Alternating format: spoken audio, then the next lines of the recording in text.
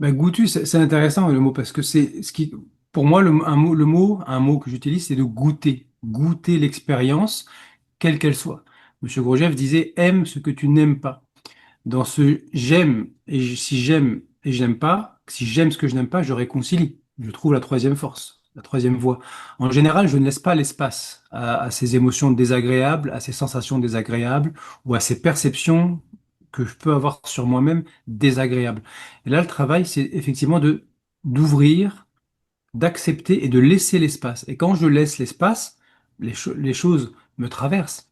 Elles me touchent, mais elles m'effleurent plus qu'elles ne me brutalisent. En fait, l'émotion que j'accepte intégralement, si je lui ouvre l'espace, elle circule, elle trouve sa propre résolution. Et je ne suis pas en train, parce que quand je veux résister, je la saisis. Et quand je la saisis, je l'ai attrapée et elle est bloquée en moi. Et là, il y a souffrance, là, il y a difficulté, parce que je refuse de ressentir cette émotion ici et maintenant. Alors que si je fais le pas inverse, c'est vraiment ce qui était indiqué par Arnaud Desjardins, dont je parle souvent, c'est oui, si j'arrive à dire oui, je dirais plutôt à être oui avec l'émotion, c'est la même chose, mais c'est pour comprendre, passer du mental qui dit j'essaye d'accepter au corps qui accepte d'éprouver complètement l'émotion, qui s'autorise à faire l'expérience de cette émotion. C'est le mythe des contes de fées, la princesse qui embrasse le crapaud. Et quand elle, il est répugnant, il est visqueux, il est dégoûtant, elle n'en veut pas, peut-être qu'il sent mauvais, il est nauséabond. Et quand elle accepte de l'accepter, l'embrasser, c'est un prince charmant. Il se transforme, en fait, c'est simplement que cette émotion est déjà un prince charmant. C'est déjà une énergie brute que je peux transformer et réutiliser. Et moi, je la vois comme un crapaud, comme quelque chose de terrifiant, mais c'est une illusion. Et quand j'accepte d'aller au contact et de ne plus avoir peur et de dire oui et d'embrasser, je me rends compte qu'en fait, il y avait rien à craindre. C'était une construction mentale. La peur parce qu'il y a une peur d'être anéanti, comme tu dis. Il y a comme une peur inconsciente de dire, ah, si j'accepte de ressentir ces choses-là, je suis en danger de mort. Parce que enfant, j'ai compris que si j'allais dans certains territoires, je serais en danger de mort. À l'âge adulte, j'ai beau avoir 40 ans, je reste un enfant à l'intérieur qui est convaincu que certaines sensations, certaines émotions, certains comportements que je pourrais avoir risquent d'entraîner ma mort parce que je ne serai plus accepté par le monde extérieur. Mais je n'ai plus besoin des autres pour survivre aujourd'hui. Donc c'est ça que j'ai besoin de comprendre. Euh, tout ce qui arrive à son paroxysme finit c'est une aspiration. Quand j'arrive au maximum, je suis obligé d'expirer. Et ben, tous ces matériaux intérieurs, même si j'en ai peur, même si j'arrive pas encore à les accueillir totalement, parce que un oui avec un 1% de non, c'est un non, c'est pas un oui. J'ai besoin d'être à 100% oui pour que je fasse un avec l'émotion. Il n'y a plus de séparation entre l'émotion que je subis et moi. J'embrasse l'émotion et il y a réunification, il y a retour à l'unité. Et si j'arrive pas à faire ce geste, je peux très bien savoir me dire que de toute façon, il va y avoir un moment où ça va aller à un paroxysme et ça va se résoudre spontanément. Donc je peux intensifier quelque part l'émotion pour qu'elle aille jusqu'à ce paroxysme, pour qu'elle puisse se résoudre. Bonjour à tous. Dans cette interview, je reçois Ludovic L'Huissier, qui est instructeur, je pourrais dire, en tout cas qui enseigne les principes de la quatrième voie à sa manière unique, puisque chaque personne retranscrira toujours de manière unique ce qu'on lui a lui-même enseigné et ce qui est pratiqué, et les fruits de cette pratique. En tout cas, j'avais vraiment très envie de l'interviewer parce que moi je suis les groupes de travail qu'il propose depuis déjà 1 an et demi et je constate que ma manière de vivre la vie, de l'aborder, change, bouge et finalement me donne un aperçu beaucoup plus global, beaucoup plus concret, beaucoup plus vivant, beaucoup plus peut-être je dirais sain. En tout cas c'est mon ressenti de la de l'existence, une manière beaucoup plus qui permet beaucoup plus de faire face aux choses et une manière qui permet de mieux aborder le monde et se connaître, à la fois dans ce qu'on est et dans ce qu'on n'est pas. Voilà, donc du coup, j'avais très envie de lui donner la parole sur cette chaîne, parce que c'est une manière pour vous, si vous ne la connaissez pas, de découvrir la quatrième voie à travers un tout petit aperçu. Et si vous connaissez, de réécouter certaines choses que vous connaissez peut-être.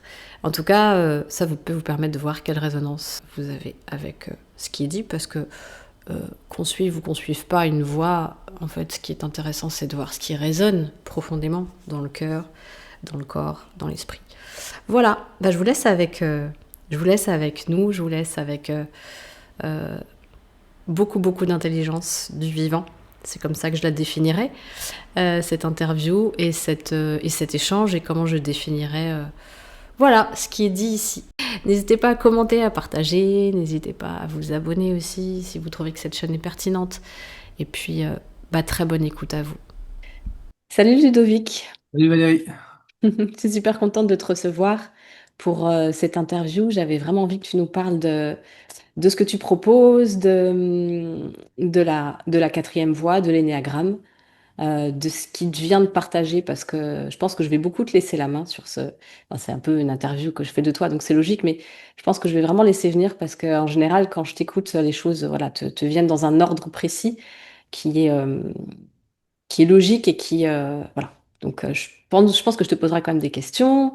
Et voilà. Mais en fait, l'idée, c'est de comprendre déjà, toi, d'où tu viens par rapport à cette quatrième voie. Enfin, qu'est-ce qui t'y a amené? Ça peut être intéressant, sans que tu parles de tout, mais et puis aussi qu'est-ce que ça amène, qu'est-ce que ça apporte, qu'est-ce que c'est. Je te laisse faire. Merci Valérie. Je suis ravi aussi de cette entrevue avec toi. Alors, d'où ça vient pour moi la quatrième voie? C'est une bonne question. Peut-être que, je sais pas, même pas tous les éléments de réponse, mais j'étais pré-ado, et j'ai vécu une sorte d'expérience que je n'ai pas pu du tout nommer, ni comprendre, ni quoi que ce soit, mais j'ai vécu une expérience que je qualifierais aujourd'hui de, d'expérience de conscience. Et ça m'a pas perturbé, mais j'ai passé beaucoup de temps à essayer de retrouver, en essayant de reproduire les mêmes circonstances et la même chose qui avait enclenché sans jamais y arriver. Bon, je suis passé à autre chose, mais j'avais toujours ça en arrière-plan quand même. Et puis autour de moi, la vie telle qu'elle était menée par les personnes que je côtoyais, il y avait pour moi quelque chose qui n'allait pas. Il y avait une dimension qui manquait. J'avais tout ce qu'il fallait hein, sur le plan personnel, mais il manquait une dimension et je ne savais pas quelle dimension il manquait. C'est un manque de quelque chose que je ne pouvais pas nommer. Et ça, j'ai grandi avec ça jusqu'à ce que je m'intéresse aux arts martiaux, sport de combat. J'ai cru y déceler une forme de, de ce quelque chose qui manquait, une dimension. Et puis, j'ai lisé les chroniques d'un maître de karaté qui parlait d'éveil. Et là, ça a été une révélation parce que j'ai su que ça y est, il y avait des mots sur ce qui manquait. Et donc, je suis allé participer à des groupes avec cette personne pendant 2 ans. C'était un peu stérile dans le sens où il y avait beaucoup de discussions, mais il n'y avait pas d'outils pratiques et concrets. Mais j'avais que ça, donc je faisais avec ça. Et j'essayais de pratiquer ce qu'ils appelaient rappel de soi, observation de soi, mais sans outils concrets. Donc c'était vraiment très empirique comme approche. Et ensuite, dans ce groupe, j'ai entendu plusieurs noms de maîtres à la suite. Mais il y en a un qui a sonné, qui a résonné en moi, comme si je le connaissais depuis toujours, alors que je ne l'avais jamais entendu. C'était le nom de Gurdjieff. Et là, j'ai une idée fixe, c'est-à-dire pendant toute la réunion, c'était il faut que j'aille voir qui est cet être-là et pourquoi ça me fait cet effet à l'intérieur. Donc en sortant, c'était assez loin de chez moi, je prends le train, je rentre chez moi, je vais à la Fnac et j'achète tout ce qu'il y a sur lui et je commande, pardon, je commande le reste. Et là, j'ai eu une révélation. J'ai su que c'était ça, exactement. Donc je suis entré dans un groupe de la quatrième voie à Paris. Ce que ça apporte, c'est assez délicat parce que dans un premier temps, c'est un travail, comme tu peux le constater, qui est difficile, qui est laborieux, où il y a beaucoup d'efforts pour pas forcément de fruits, parce que c'est pas des fruits qu'on recherche, c'est autre chose. Et progressivement, au fur et à mesure des années, on commence à comprendre où ça nous mène. Au début, c'est plutôt une aspiration. Il y a quelque chose qui sent que c'est là, mais qui ne sait pas vraiment pourquoi et qui ne sait pas vraiment ce qui est cherché. Et progressivement, il y a une compréhension qui s'installe avec une émergence, voilà, de ce que M. Gurdjieff appelle la conscience de soi, qui permet de voir le monde, de percevoir et de réagir et de fonctionner dans le monde, avec les autres, avec soi-même, d'une manière radicalement différente, qui vient transformer progressivement notre psychisme ordinaire. Donc c'est pas quelque chose où on va constater des failles dans notre psychologie et puis essayer de les régler. C'est autre chose. On va utiliser ces failles pour les observer à partir d'un autre espace de conscience, faire émerger cet espace de conscience en nous. Souvent, c'est par fulgurance, c'est par petits fragments, ici et là. Et progressivement, ces fragments augmentent et ces fragments commencent à se regrouper les uns avec les autres pour laisser émerger quelque chose de l'ordre d'une unité intérieure à travers toute la multiplicité des expériences de nos pensées, de nos perceptions, de nos ressentis, de nos émotions, de nos sensations. Non. Alors, techniquement, on dit que ça passe par une unification des centres, puisqu'on est constitué principalement de trois centres. Sept centres en réalité, mais on va pas trop entrer dans le détail. Trois centres qui, eux, fonctionnent en permanence, dont on a besoin pour notre expérience dans la réalité, pour fonctionner. Et ces centres sont complètement déséquilibrés. Centre instinctivo-moteur, qui me permet de me manifester et d'agir dans le monde. Centre émotionnel, qui me permet d'être en relation avec le monde, et les autres.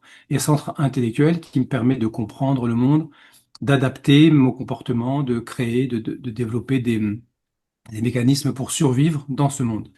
Et à partir de là, ce, ce- j'ai un centre qui est dominant. Dans l'énagramme, on voit très bien que les 9 types sont définis par rapport au centre qui est hypertrophié, qui prend toute la place dans ma lecture du monde et donc dans ma relation au monde et dans ma réaction face au monde, et des centres qui sont soit complètement atrophiés, soit utilisés mais mal utilisés. Et tout ça fait que je fonctionne en fait d'une manière totalement disharmonieuse et, comme disait M. Gurdjieff, d'une manière totalement mécanique. M. Gurdjieff, fondateur de la quatrième voie, qui a transmis cet enseignement essentiellement en France, en fait, d'abord en Russie, puis un peu partout, avant de se fixer en France.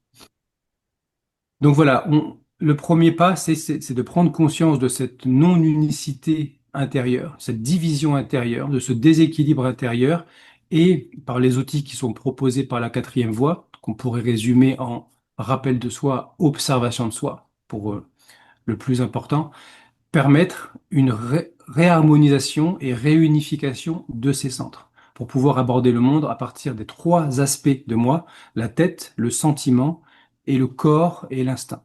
Pouvoir, dans ce ternaire qu'on réunifie, on retrouve une unité. Le- les trois centres réunifiés nous amènent à une unité intérieure et permettent d'accéder à des centres dits supérieurs.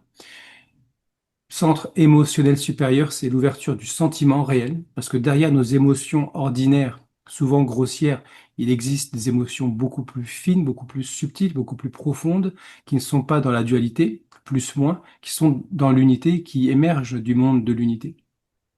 Quand les trois centres sont réunifiés, naturellement, ce sentiment se met à émerger, et ça tranche avec notre état ordinaire, nos émotions ordinaires, et la manière dont on réagit au monde. Et ensuite, ultérieurement, le centre intellectuel supérieur avec une perception beaucoup plus objective et totale de la réalité, sans nos filtres, sans tout ce qu'on peut apposer dessus. Voilà, j'ai essayé de brosser un petit peu tout ça. Ce qui me vient, c'est qu'en fait, moi, de mon expérience, en fait, j'avais tendance à penser que tout le monde fonctionnait comme moi et que mon fonctionnement était le fonctionnement. Et en fait, au fil du temps et à force de cheminer, et d'autant plus en arrivant dans tes groupes de travail, euh, qui n'est pas du dogme, et ça j'ai beaucoup apprécié parce que j'ai toujours eu beaucoup de mal avec le dogme, ce qui m'a vraiment... ça m'empêchait en fait d'aller vers des choses qui peuvent être intéressantes. Et donc du coup, là, c'est quand même assez pragmatique. C'est cette observation en fait qui permet de voir ce qu'on ne peut pas voir quand on est identifié en fait bah, ce que je suis, je projette que tout est comme moi, tout est comme ça, que c'est entre guillemets normal, que c'est un fonctionnement sain, que c'est un fonctionnement fonctionnel, alors que ça l'est pas, quoi. Et on se rend compte que ça l'est pas. Et ça fait, comme dit Gurdjieff, l'horreur de la situation, je te le disais il y a pas longtemps, c'est quelque chose qui m'a beaucoup parlé. Et ce qui me vient aussi, c'est le fait d'installer un observateur qui n'est pas jugeant. Et ça change tout. Ça change tout. Oui. Oui, la règle principale de l'observation, c'est de ne pas modifier, ne pas commenter, ne pas juger et ne pas analyser. C'est d'accepter de voir les choses comme elles sont. Dans cette tentative d'observation peut émerger ce que tu appelles un voir, c'est-à-dire que quand je suis collé à mon mécanisme, j'ai l'impression que c'est le fonctionnement, que je fonctionne comme ça et que tout le monde fonctionne a priori comme moi, puisque c'est la modalité dont moi je vois le monde, donc je pense que les autres se voient comme moi ou devraient être d'accord avec moi. Et puis, ces moments d'observation dans lesquels je me décolle, en fait. Ma conscience se désidentifie du fonctionnement et commence à le voir avec beaucoup plus d'objectivité, avec un certain recul quelque part. Donc, c'est pas un détachement dont il est question, c'est plutôt une acceptation de voir mon fonctionnement tel qu'il est, comme un fonctionnement automatique, mécanique, extrêmement partiel et de voir que j'ai fonctionné comme ça toute ma vie, ça peut être extrêmement douloureux au point de départ. Mais c'est une douleur qui est nécessaire pour poursuivre ce mouvement de désidentification. C'est-à-dire, il y a une forme de souffrance qui émerge quand je commence à me voir objectivement. Et cette souffrance est un moteur pour poursuivre ce mouvement de désidentification. Donc la première étape, c'est ça, c'est d'avoir des moments où je vois objectivement à partir d'un autre espace de conscience que je ne reconnais pas forcément tout de suite, mais pour l'instant, je suis focalisé sur ce que je vois et j'en souffre. Mais progressivement, si j'apprends à reconnaître, à mettre l'attention sur ce qui voit, plus que sur ces mécanismes et ces problèmes que je perçois dans mon fonctionnement. C'est-à-dire, c'est cette division entre l'essence, cette séparation entre l'essence, quelque part, qui est enveloppée et masquée par ma personnalité, qui commence à se séparer et qui me permet d'observer mes fonctionnements qui viennent de ma personnalité, dont j'ai besoin. J'ai besoin de savoir fonctionner avec le monde extérieur, avec les autres. J'ai besoin d'avoir un langage pour pouvoir parler. J'ai besoin de savoir que je dois m'habiller pour aller à l'extérieur. J'ai besoin de savoir que dans telle situation, je me comporte comme ça et dans d'autres, je me comporte autrement. Mais ça n'est pas moi. C'est un outil de relation au monde, mais ça n'est pas moi. Moi, c'est autre chose que ça. Donc, la vraie question dans tout ce travail de la quatrième voie et de l'énéagramme, s'il est bien compris, c'est qui est-ce que je suis derrière tous ces fonctionnements automatiques, mécaniques, acquis depuis l'enfance. Si je l'ai acquis, c'est que ça n'est pas moi, c'est quelque chose qu'on m'a rajouté.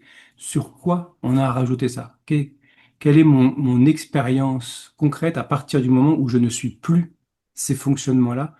Qu'est-ce que je suis? C'est la question fondamentale. Et la réponse, elle ne peut être que pragmatique. Il y a beaucoup de concepts aujourd'hui. On est dans le New Age, même la non-dualité moderne. On amène beaucoup de concepts sur ce qu'on est. Mais la réalité, c'est que ça ne me transformera pas de savoir. Ce qui va me transformer, comme dirait M. Gurdjieff, c'est de voir ça. C'est pas de savoir. Et ce voir n'est possible que si j'ai déjà mis un pied dans cet espace de conscience que je suis. Et si ce qu'on est fondamentalement, on n'est plus en contact avec, c'est dû à quoi? Il y a beaucoup de choses. Alors, je sais pas, j'ai une théorie, j'ai des théories dessus. Mm. Ça peut être que des théories, mais déjà, l'incarnation dans un corps, avec ses instincts, son besoin de survivre absolument, instinct, comme Ishazo l'a bien nommé, instinct qui est ternaire, conservation. J'ai besoin de manger, j'ai besoin de boire, j'ai besoin de me couvrir, sinon je vais mourir. Quand je suis un nouveau-né, que j'ai 2 semaines, si je n'ai pas à manger, à boire, et que si je ne suis pas protégé de la chaleur ou du froid, je vais mourir. C'est une réalité cellulaire. À partir de là, je comprends que ma survie dépend de mon environnement. Les gens, les premières personnes qui s'occupent de moi. Et donc, je finis par comprendre au fur et à mesure des années, par les messages que j'ai reçus ou les messages que j'aurais dû recevoir et que je n'ai pas reçus de cet environnement. En gros, si je comprends que si je me comporte de telle manière, je vais être aimé. Et si je suis aimé, alors on va me soigner et je vais survivre. c'est très inconscient, c'est très viscéral, c'est cellulaire. Et si je ne fais pas ce qu'on attend de moi, je risque de ne pas être aimé et peut-être que je ne vais pas survivre. Donc il y a une espèce de message de par l'incarnation dans un corps avec son besoin de survie et qui est tout à fait légitime et nécessaire.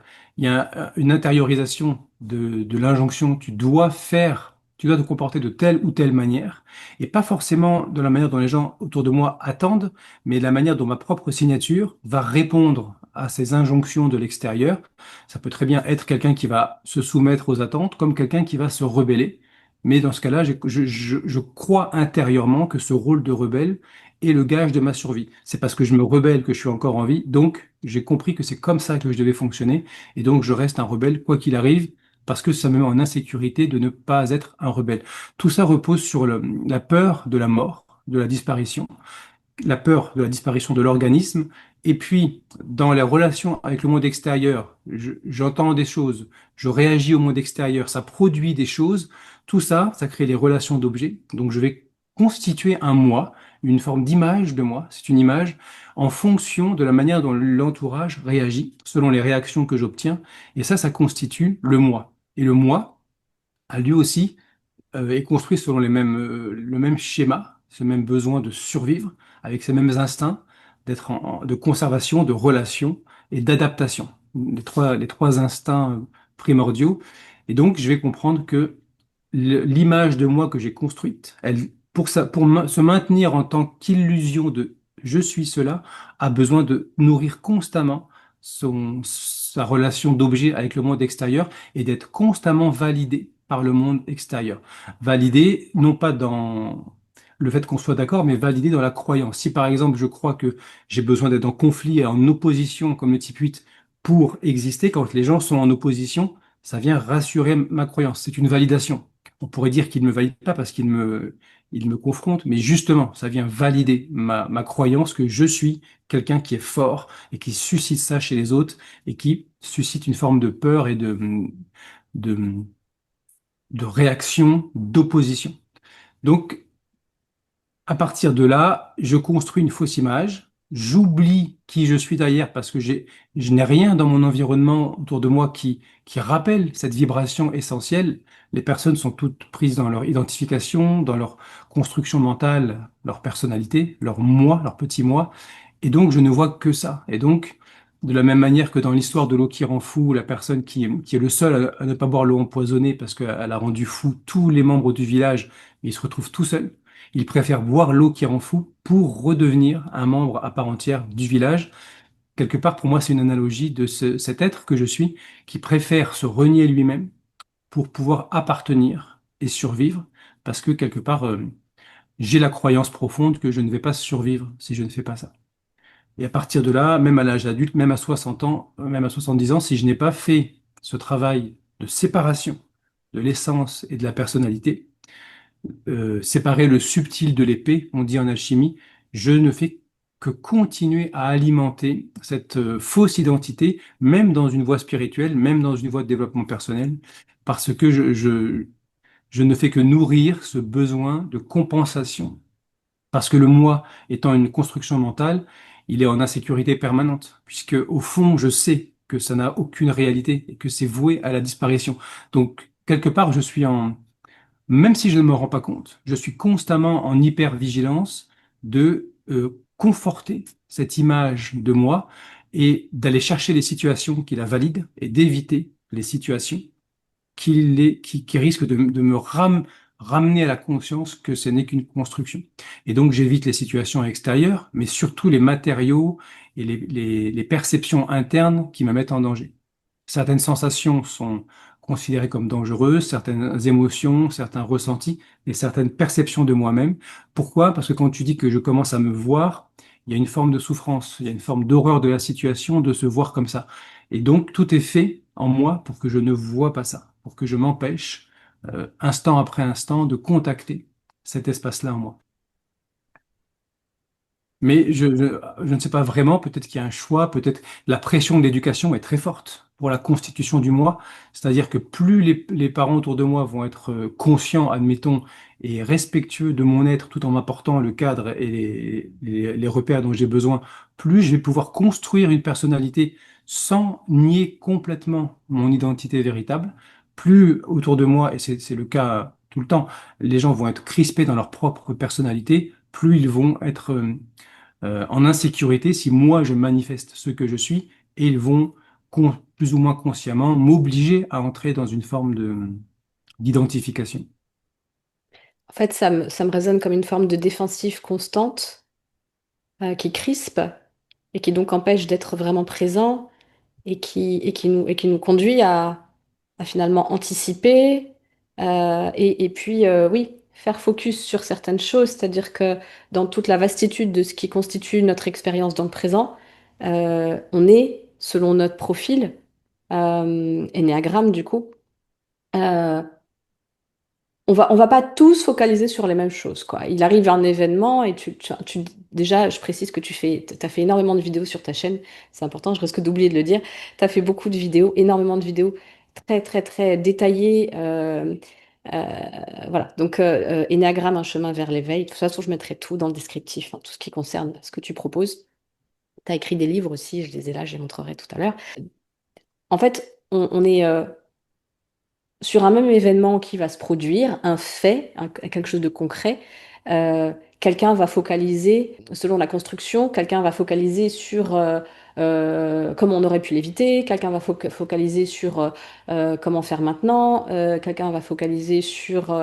enfin, j'ai du mal à trouver mon fil, mais on va pas tous aller dans la même direction par rapport à un même fait, en fait. Oui.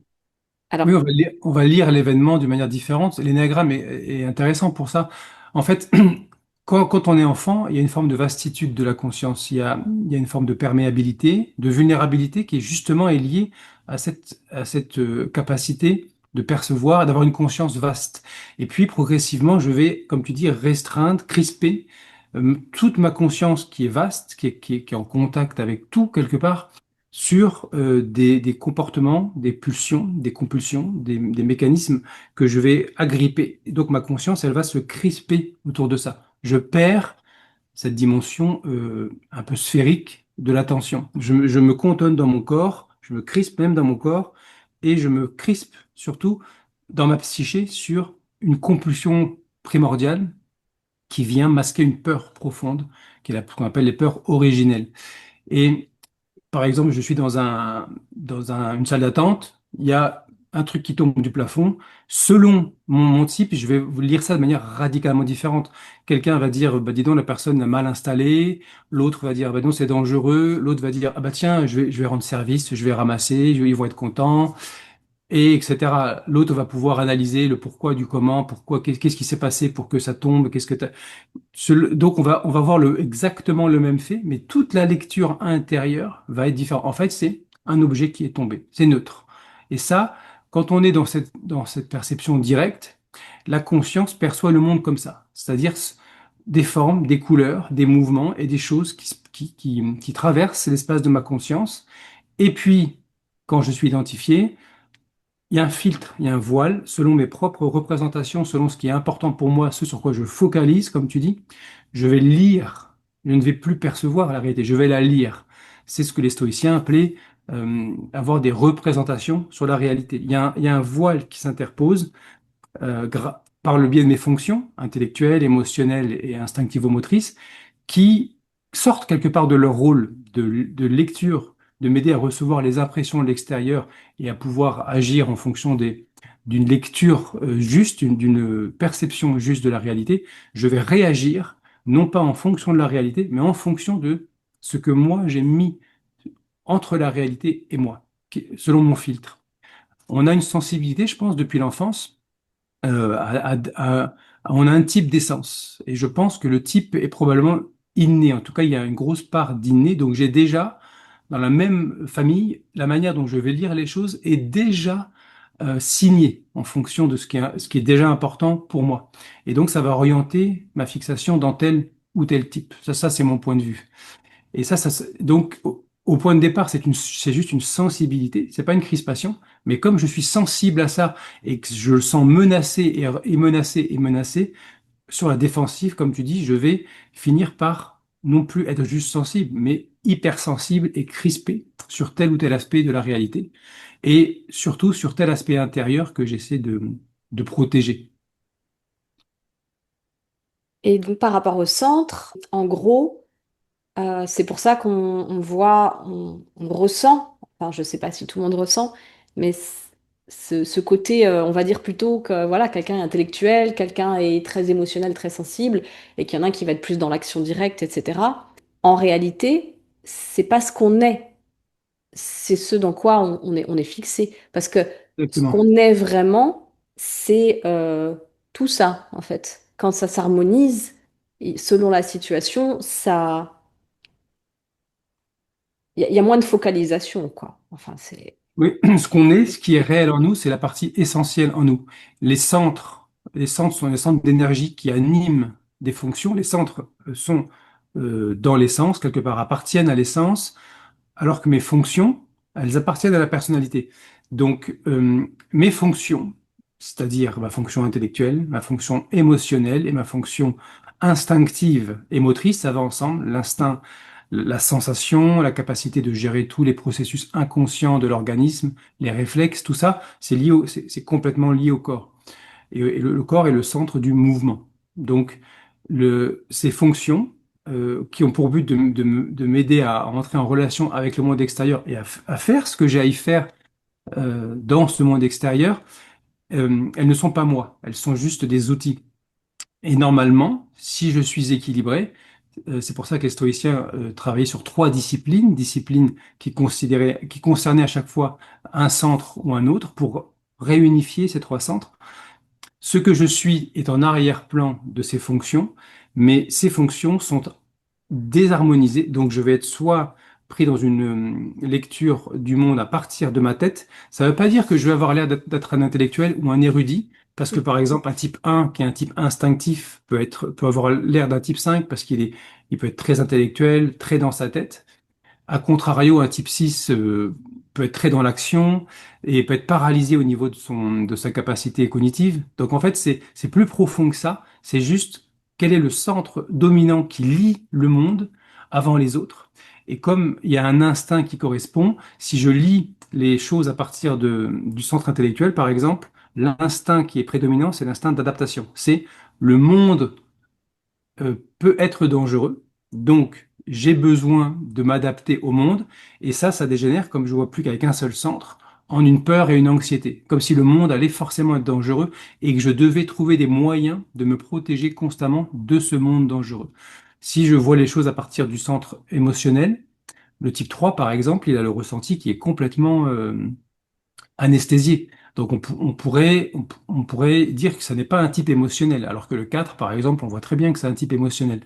Mais le ressenti est lié au besoin d'être en relation, d'exister dans le groupe. Donc sa manière d'exister dans le groupe, c'est de se couper de ses propres ressentis et d'imiter les ressentis du groupe dans lequel il est pour pouvoir appartenir et avoir une place privilégiée dans ce groupe. Et ainsi de suite. Le type 9, par exemple, qui est un type instinctif, dans l'action, peut être paralysé au niveau de son action à cause de cette inertie intérieure qui le caractérise. Donc, on pourrait imaginer qu'il n'est pas du tout dans un type d'action, parce qu'il est plutôt paresseux, souvent sous certaines formes ou dans certaines conditions. Donc, mais il voit le monde à partir de je dois me sentir bien. C'est l'instinct qui prévaut. Je dois me sentir bien. Et pour me sentir bien, il faut que tout le monde soit tranquille et calme. Il faut pas qu'il soit en colère. Donc, je m'oublie pour pas provoquer chez autrui de la colère. Donc, c'est bien. Et même le type 1, qui peut être très intellectuel, très mental, il a besoin de sentir qu'il est intègre. Il a besoin d'avoir une sensation d'intégrité.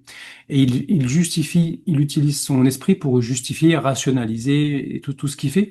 Mais même, il a l'air d'un type intellectuel. Or, ce qui prédomine, c'est le besoin de se sentir bien en fonction, notamment par rapport à son surmoi. Il faut que mon surmoi me laisse tranquille, donc il faut que je sois parfaitement intègre et parfait pour me sentir apaisé. Donc, comment je me sens, comment je me ressens et comment je perçois le monde sont les trois modalités de mes centres. Et en général, je devrais être attentif à ce que je sens, à ce que je ressens et à ce que je perçois en même temps, dans une forme d'harmonie. Mais ça n'est pas le cas. Je focalise, même sans m'en rendre compte, c'est complètement inconscient. Pendant très longtemps d'ailleurs, je focalise sur un seul de ces aspects et ça colore tout le reste. Donc je suis déjà dans une vision qui est fragmentaire. En plus, dans cet état d'identification, je suis dans une forme de sommeil. Monsieur Gurdjieff disait, les hommes sont endormis et les hommes sont des machines, parce que notre attention est au plus faible. J'utilise que ce qui est nécessaire pour fonctionner comme un automate dans le monde. Donc, je ne peux pas voir comment je fonctionne, je ne peux pas percevoir comment je fonctionne. Et je superpose des choses entre la réalité et moi, je ne peux pas avoir une vision objective. Donc, mon action va être forcément complètement déconnectée de la réalité telle qu'elle est. En général, je vais ramener tout mon passé, tout ce que j'ai enregistré de mon passé, je vais le projeter sur le présent. Je ne me rends pas compte, mais il y a un voile qui me suit, qui vient de mon passé et qui est constamment en train de faire obstacle entre ce que je perçois et moi. Parce que c'est du connu, parce que ça me rassure et parce que ça m'insécurise de faire face à des situations que je ne peux pas connaître. Donc, je ramène tout ce bagage constamment avec moi.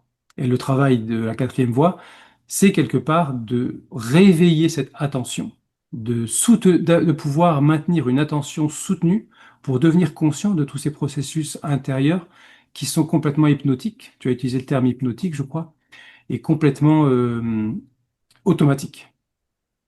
Donc c'est un travail de conscience, de réveil de la conscience par un travail sur l'attention. Je ne vais pas travailler sur les centres, forcément. Je vais travailler sur quelque chose de plus subtil, plus profond, qui va spontanément m'amener à réharmoniser mes centres. Quand je vois comment je fonctionne, c'est déjà la porte de sortie pour voir ce fonctionnement se réharmoniser. Je n'agis pas sur les centres, je n'agis pas sur comme dans le développement personnel, quelque part, où j'essaye de rétablir les fonctions, j'essaye de rétablir tiens, là, je suis trop timide, donc je trouve des outils pour être moins timide. Là, c'est différent. Je travaille à partir de la prise de conscience. Et je prends souvent l'exemple, on prend une salle de classe, il y a plein d'enfants, le maître est là, les enfants aiment le maître, ils le respectent, donc quand il est là, ils veulent lui plaire, donc ils travaillent. Le maître s'en va, et puis il part pendant des heures et des heures. Les enfants, ils vont se dire, bah, j'ai pas envie de travailler, maintenant, on va s'amuser, ou alors je vais m'occuper de ce que fait le voisin, où je veux m'amuser dehors. Et les enfants, c'est des fonctions. Si le maître revient, les enfants, normalement, vont se remettre à leur table et travailler. C'est ce qui se passe avec ces fonctions, le corps, le sentiment et la tête, le penser. C'est que, en l'absence du maître intérieur, les fonctions dysfonctionnent et s'occupent de ce qui ne les regarde pas et ne font pas leur travail parce que ça leur coûte, ça demande un effort. Ça me demande un effort. Or, quand le maître revient, les fonctions se mettent à se réharmoniser spontanément, sous l'action de cette présence intérieure, de mon attention, quelque part. Ouais, enfin, en fait, on travaille sur le. Si on imagine un arbre, et c'est vraiment ce dont tu parles dans les conférences souvent ou dans certaines vidéos, c'est que finalement, c'est comme si le développement personnel travaille sur les branches, alors que là, on va vraiment directement au cœur de la. J'allais dire de la graine, mais non, enfin du tronc, enfin du départ, de la sève. Dans les Et en fait, racines et dans... c'est ça. Et au final.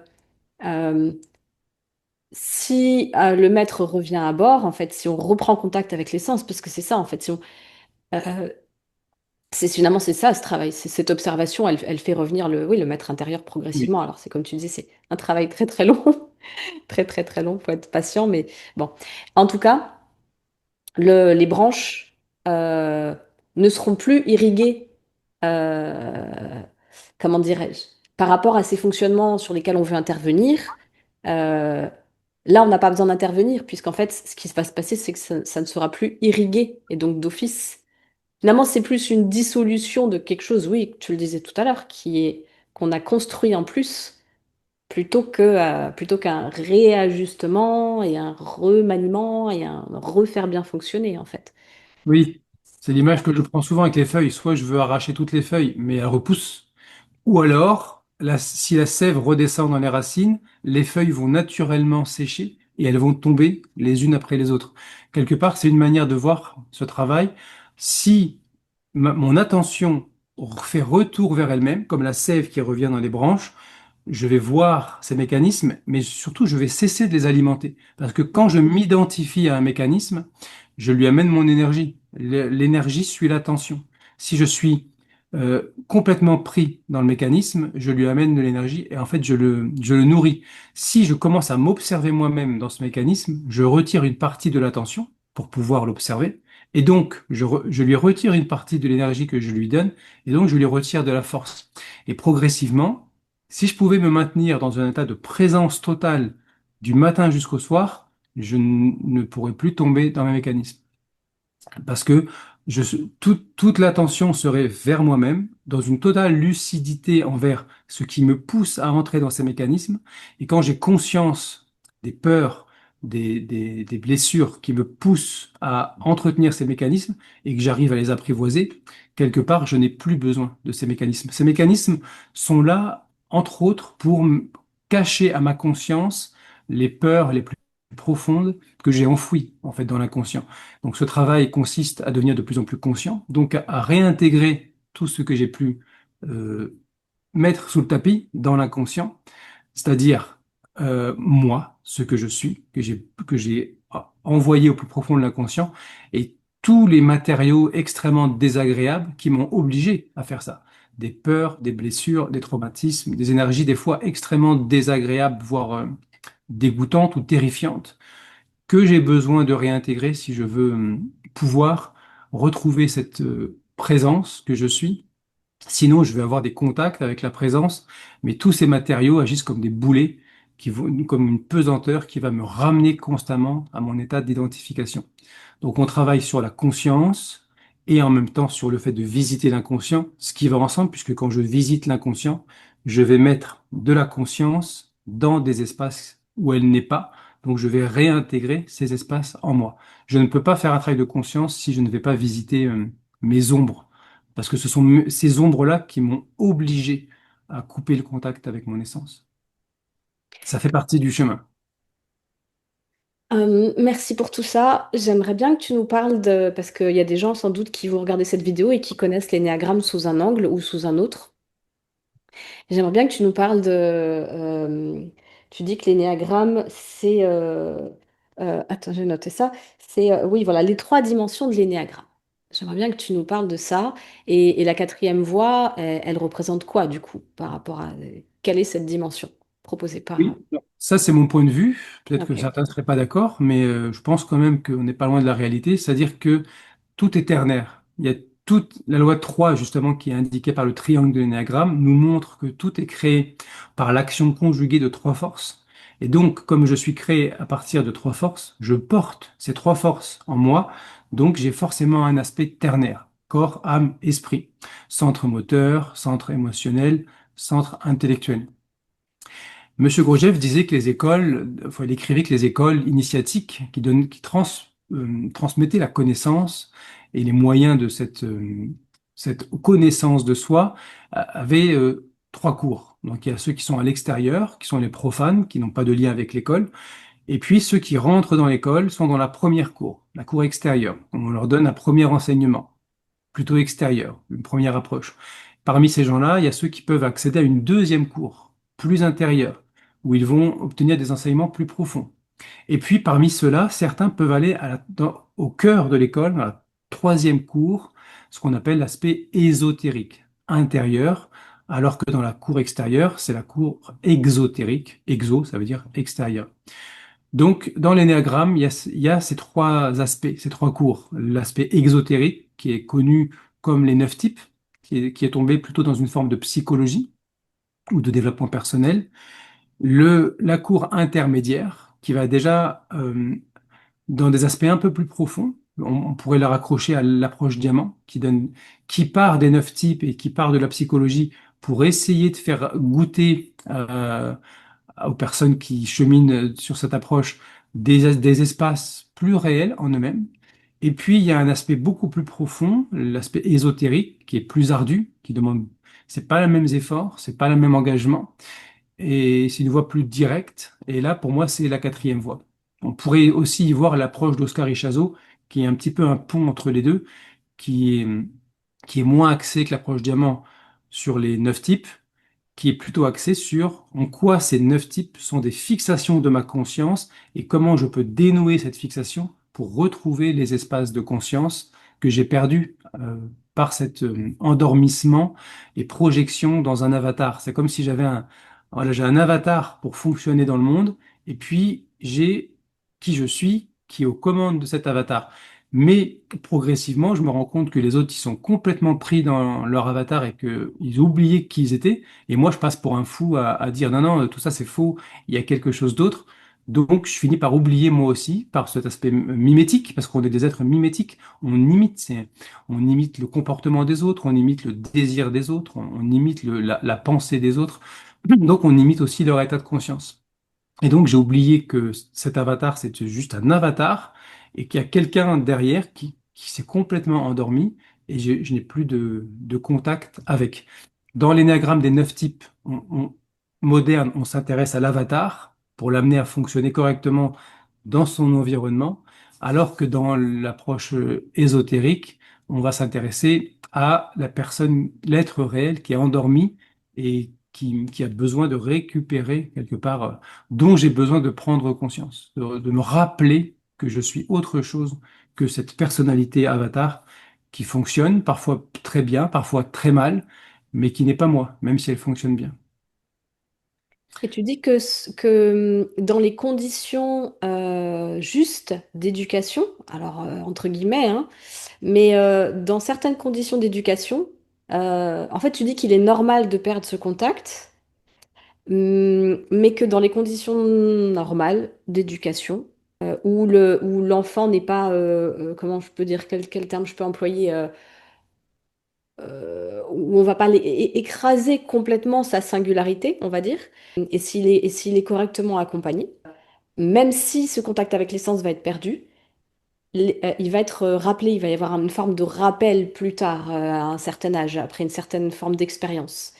Et que dans le cas où les conditions d'éducation dans l'enfance, euh, dans le cas de certaines conditions d'éducation, ça, c'est comme si ça avait vraiment littéralement endormi et que ce rappel ne se fait pas. Oui, Moi, ça me parle, ça, parce que moi, j'ai le sentiment que ce rappel, il a toujours été là sous une certaine forme. Cette forme de, comme tu le disais au tout début de l'interview, ce truc enfin, il me manque une dimension et j'ai beau essayer de la chercher dans tout, à l'extérieur, à travers les relations, à travers certaines formes de réussite, tout, j'essaye tout et il y a toujours ce truc qui est là et qui est comme un manque de moi, de je sais pas quoi. Et, quand moi, par exemple, je parle de ça à certaines personnes, ça leur parle pas du tout. Au pire des cas, elles vont me regarder comme si j'étais folle, et dans le meilleur cas, elles vont se dire, bah ok, quoi. Mais et puis il y en a d'autres à qui ça parle.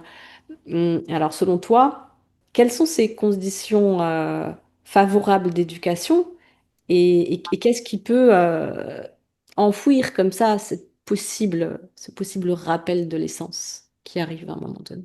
Ou ouais, qu'est-ce qui vient sur ce sujet? c'est une vaste question parce que je pense Mm. qu'il y a beaucoup de paramètres. Il y a des choses qui dépendent des conditions et des personnes autour de moi, et puis il y a des causes qui sont intrinsèques. Par exemple, M. Gurdjieff considérait que la réincarnation n'existait pas de manière automatique. Elle n'existait que pour des personnes qui ont déjà commencé à avoir une forme d'individualité. Admettons que dans une existence, je commence à acquérir une forme d'individualité. Je vais revenir et je vais retomber dans le même mécanisme, mais il va y avoir une espèce de mémoire, quelque chose à l'intérieur qui va me pousser vers quelque chose que je ne peux pas nommer, comprendre, connaître, mais qui va agir comme un aimant. Et puis parfois, je vais mettre 30 ans ou 40 ans à trouver la source d'aimantation, à trouver ce qui correspond, ce qui colle, quelles que soient mes conditions d'éducation. Par contre, les conditions, alors, des conditions d'éducation difficiles pour des êtres qui viennent avec cette aspiration, finalement, peuvent être une préparation pour le travail. Donc, c'est très nuancé, il faut nuancer. Je dirais que dans l'idée, Monsieur Gurdjieff expliquait qu'il y avait 7 catégories d'êtres humains. Les hommes numéro 1, 2, 3, sur les diagrammes, selon le centre qui est dominant.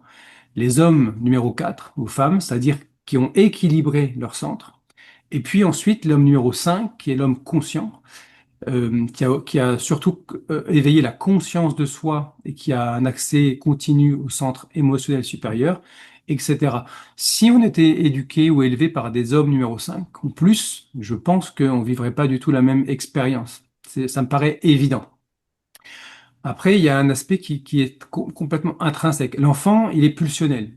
Même dans un environnement avec des parents conscients, admettons, réellement conscients, au sens homme numéro 5 ou 6 ou voire plus, euh, l'enfant est un être pulsionnel. Donc, il a besoin d'une éducation qui va l'amener à comprendre progressivement que oui, il est accepté dans son être, dans ce qu'il est, mais qu'il va devoir euh,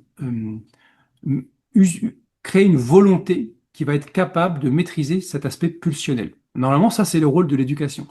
Dans l'éducation spécialisée, parce que j'étais éducateur spécialisé, on dit éduquer, c'est frustrer. C'est apprendre à l'enfant à dire oui, il y a une pulsion, mais je ne peux pas faire tout ce que je veux parce qu'il y a le monde extérieur. Il y a la loi, il y a le père, il y a les autres. Et en fait, quand je fais ce que je veux, je peux avoir des conséquences. Donc ça crée le surmoi. Je n'ai pas le droit de faire ça, et j'ai le droit de faire ça. Et ça, c'est nécessaire en fait, parce que l'aspect pulsionnel est très fort, et on voit chez des enfants qui ont un cadre trop laxiste, des enfants rois, ils peuvent se montrer extrêmement violents et ne supportent pas la frustration.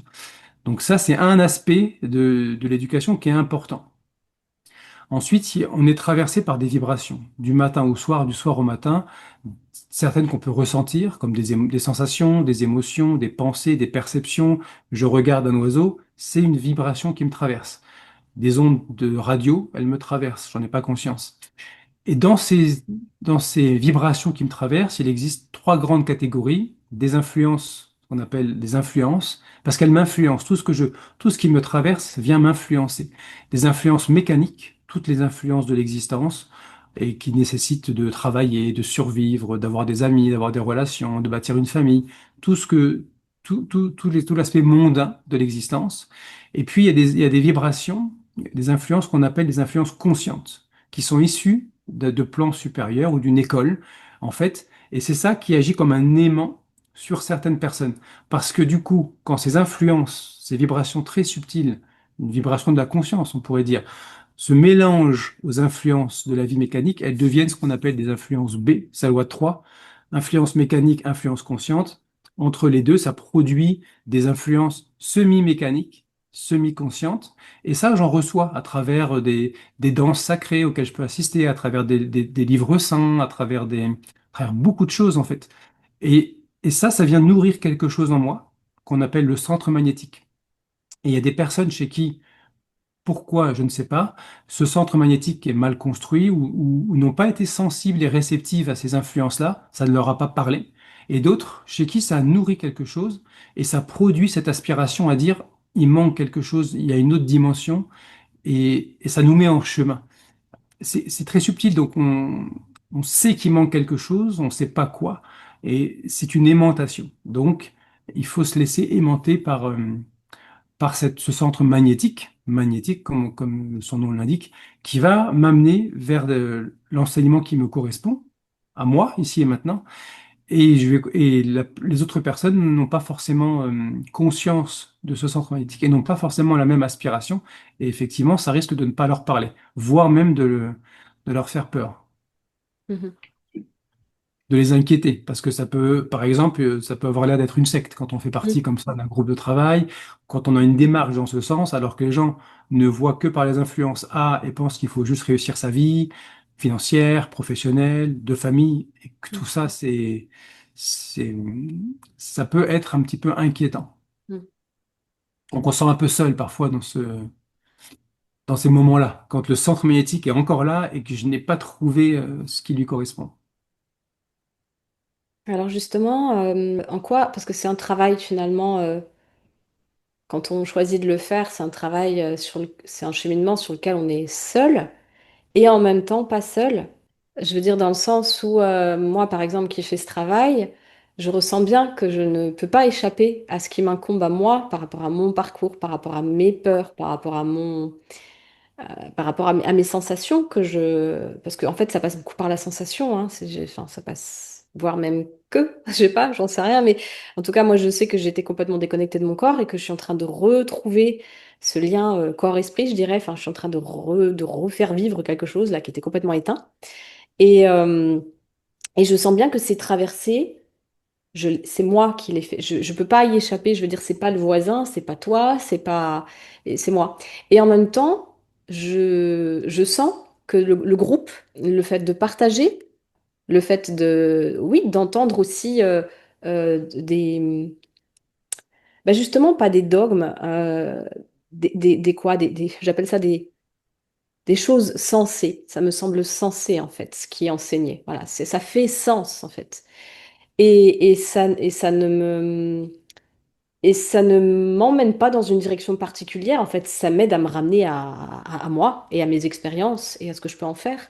Mais sans ce groupe, effectivement, waouh, je ne sais pas comment je ferais sans ce soutien du groupe, en fait. Et puis, c'est pas un soutien, comment, maternant, euh, c'est ni indifférent ni maternant, c'est à la rencontre finalement c'est une autre dimension en fait. C'est que Oui, c'est comme on chemine sur un chemin où on sait qu'on va traverser des choses très difficiles, qu'on va récolter des fruits sur lesquels on ne pourra pas s'appuyer définitivement. Parce qu'on va ressentir des choses. Enfin, ce chemin, il mène quelque part. On ne le fait pas juste parce qu'on est masochiste, évidemment. Et en même temps, voilà, on sait qu'on chemine chacun sur un chemin à la fois semblable et différent. Et ça porte en fait. Quelle est l'importance dans cette voie des groupes? ben, c'est pour ça que M. Gurdjieff disait un homme seul ne peut rien. Un homme au sens neutre, évidemment. Un homme seul ne peut rien et dans un livre qui est pas traduit en français apparemment, mais qu'une amie qui parle russe a lu, il disait que le travail le plus important, il y a les mouvements, il y a les danses sacrées, il y a la musique, mais le travail le plus important, c'est le travail de groupe, parce que tout se passe dans le groupe. Il y a une alchimie. C'est pour ça que dans beaucoup de traditions, on parle de confrérie ou de fraternité. Il y a une fraternité d'âme. Donc c'est un soutien qui n'est pas psychologique, pas- en tout cas qui n'a pas vocation à être psychologique ou maternant. C'est un soutien qui est énergétique.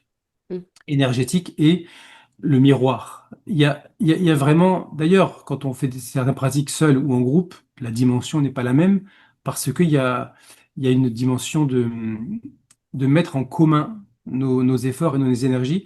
Mes efforts profitent à tout le monde et les efforts de tout le monde me profitent. Donc en fait, c'est un groupe de 10 personnes. Mes efforts à moi, un individu tout seul, vont profiter à tout le monde, mais les 9 autres, je vais bénéficier de leur travail. Et c'est énergétique. Et puis aussi leur prise de conscience. Quand une personne va témoigner en sincérité de sa prise de conscience, elle va générer chez moi des prises de conscience que je n'aurais peut-être pas eu seul. Ou alors peut-être m'aurait fallu des années et des années. Donc dans cette sincérité, cette authenticité où on parle d'être à être, où on se livre en réalité devant nos faiblesses, nos failles, nos réussites aussi, ça vient vraiment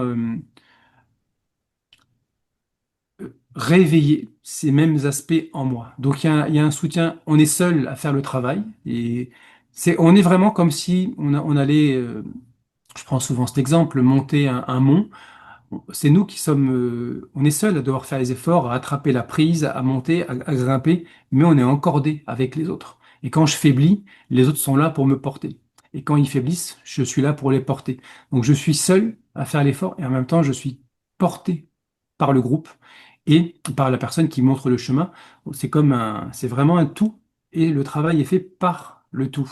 C'est c'est- c'est pour ça qu'il y a des personnes qui à un moment donné arrêtent parce que quand ce groupe monte et que des personnes ne peuvent plus, elles arrêtent. Alors le groupe peut continuer à monter, etc. C'est un travail on est seul parce que dans le sens où par rapport au monde extérieur qui ne comprend pas forcément notre démarche et qui ne vit pas la même aspiration, et en même temps, c'est le terreau où je peux vraiment travailler.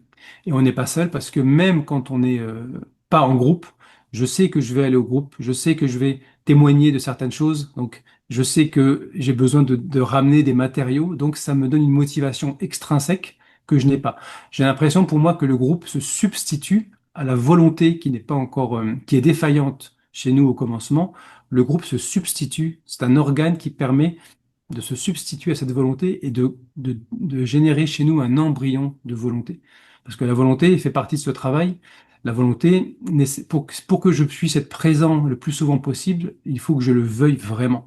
Et ça, c'est difficile. On peut tous constater à quel point pratiquer le rappel de soi dans l'idée, c'est très simple, mais dans les faits pris par l'existence, par mes obligations, par mes schémas internes et ce mouvement de la vie qui m'absorbe, c'est très difficile. Donc, j'ai besoin de ne pas être seul pour faire ça. C'est une fraternité, c'est une communion à un autre niveau qui fait que on se porte les uns les autres. L'union fait la force. Je crois que c'est dans un groupe de travail comme ça, c'est clairement évident. Et c'est un chemin d'humilité aussi, c'est ça qui me... Oui, de dépouillement. Ouais, l'humilité est vraiment là parce que c'est vrai qu'au début, je me souviens, encore maintenant, mais maintenant, il y a quelque chose quand même qui est là. Ça fait 1 an et demi, moi, que je fais ce travail et je t'en remercie vraiment. J'en profite. Je te l'ai déjà dit, mais je le redis encore. Euh, Par rapport au début, où c'était des... C'est vraiment par rapport aux constats qui étaient faits les uns et les autres dans nos constats et dans nos prises de conscience. C'était beaucoup on mettait bout à bout des trucs où on était dépité en fait. Et maintenant, maintenant, il y a moins en tout cas en ce qui me concerne, et même mes camarades, je le vois, euh, c'est moins on est dépité. On est plus capable de constater avec moins de drama, quoi. Voilà, on constate, voilà, c'est un constat et on chemine autour de ça.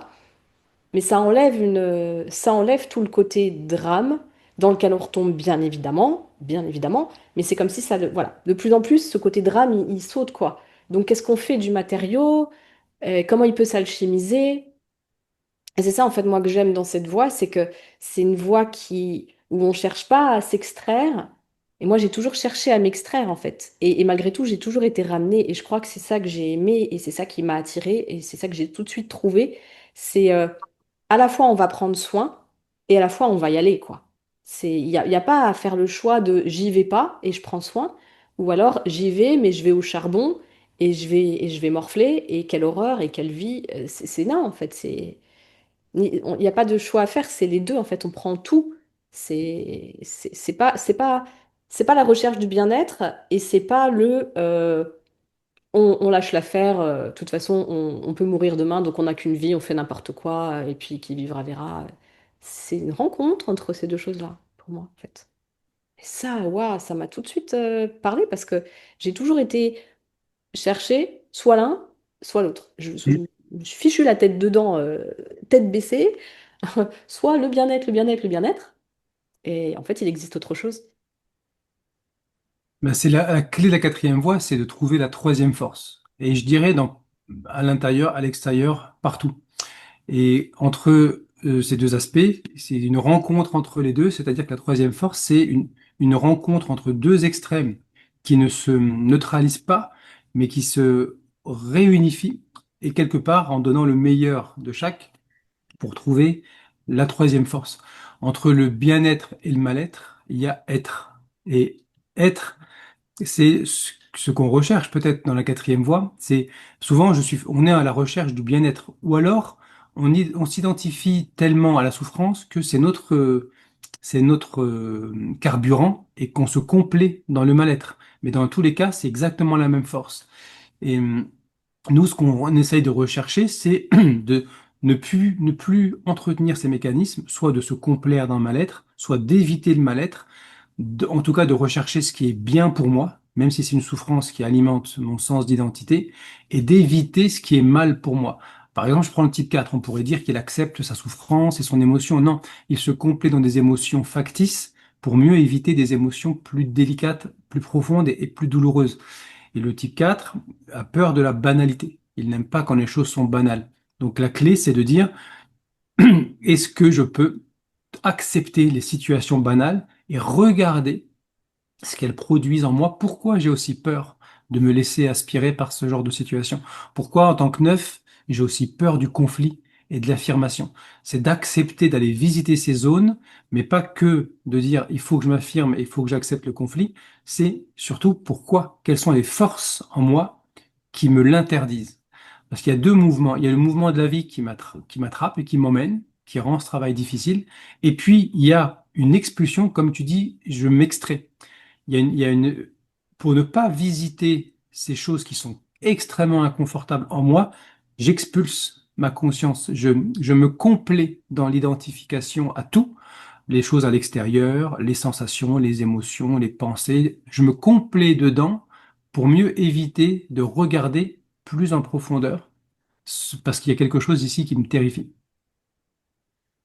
Et c'est pour ça que, en groupe, je sais que je ne suis pas seul. Et quand on peut témoigner de ces choses terrifiantes qu'on rencontre dans un groupe sécurisant, je sais que là, je peux aller affronter ça. Tout seul, il y a des chances que je n'y aille jamais.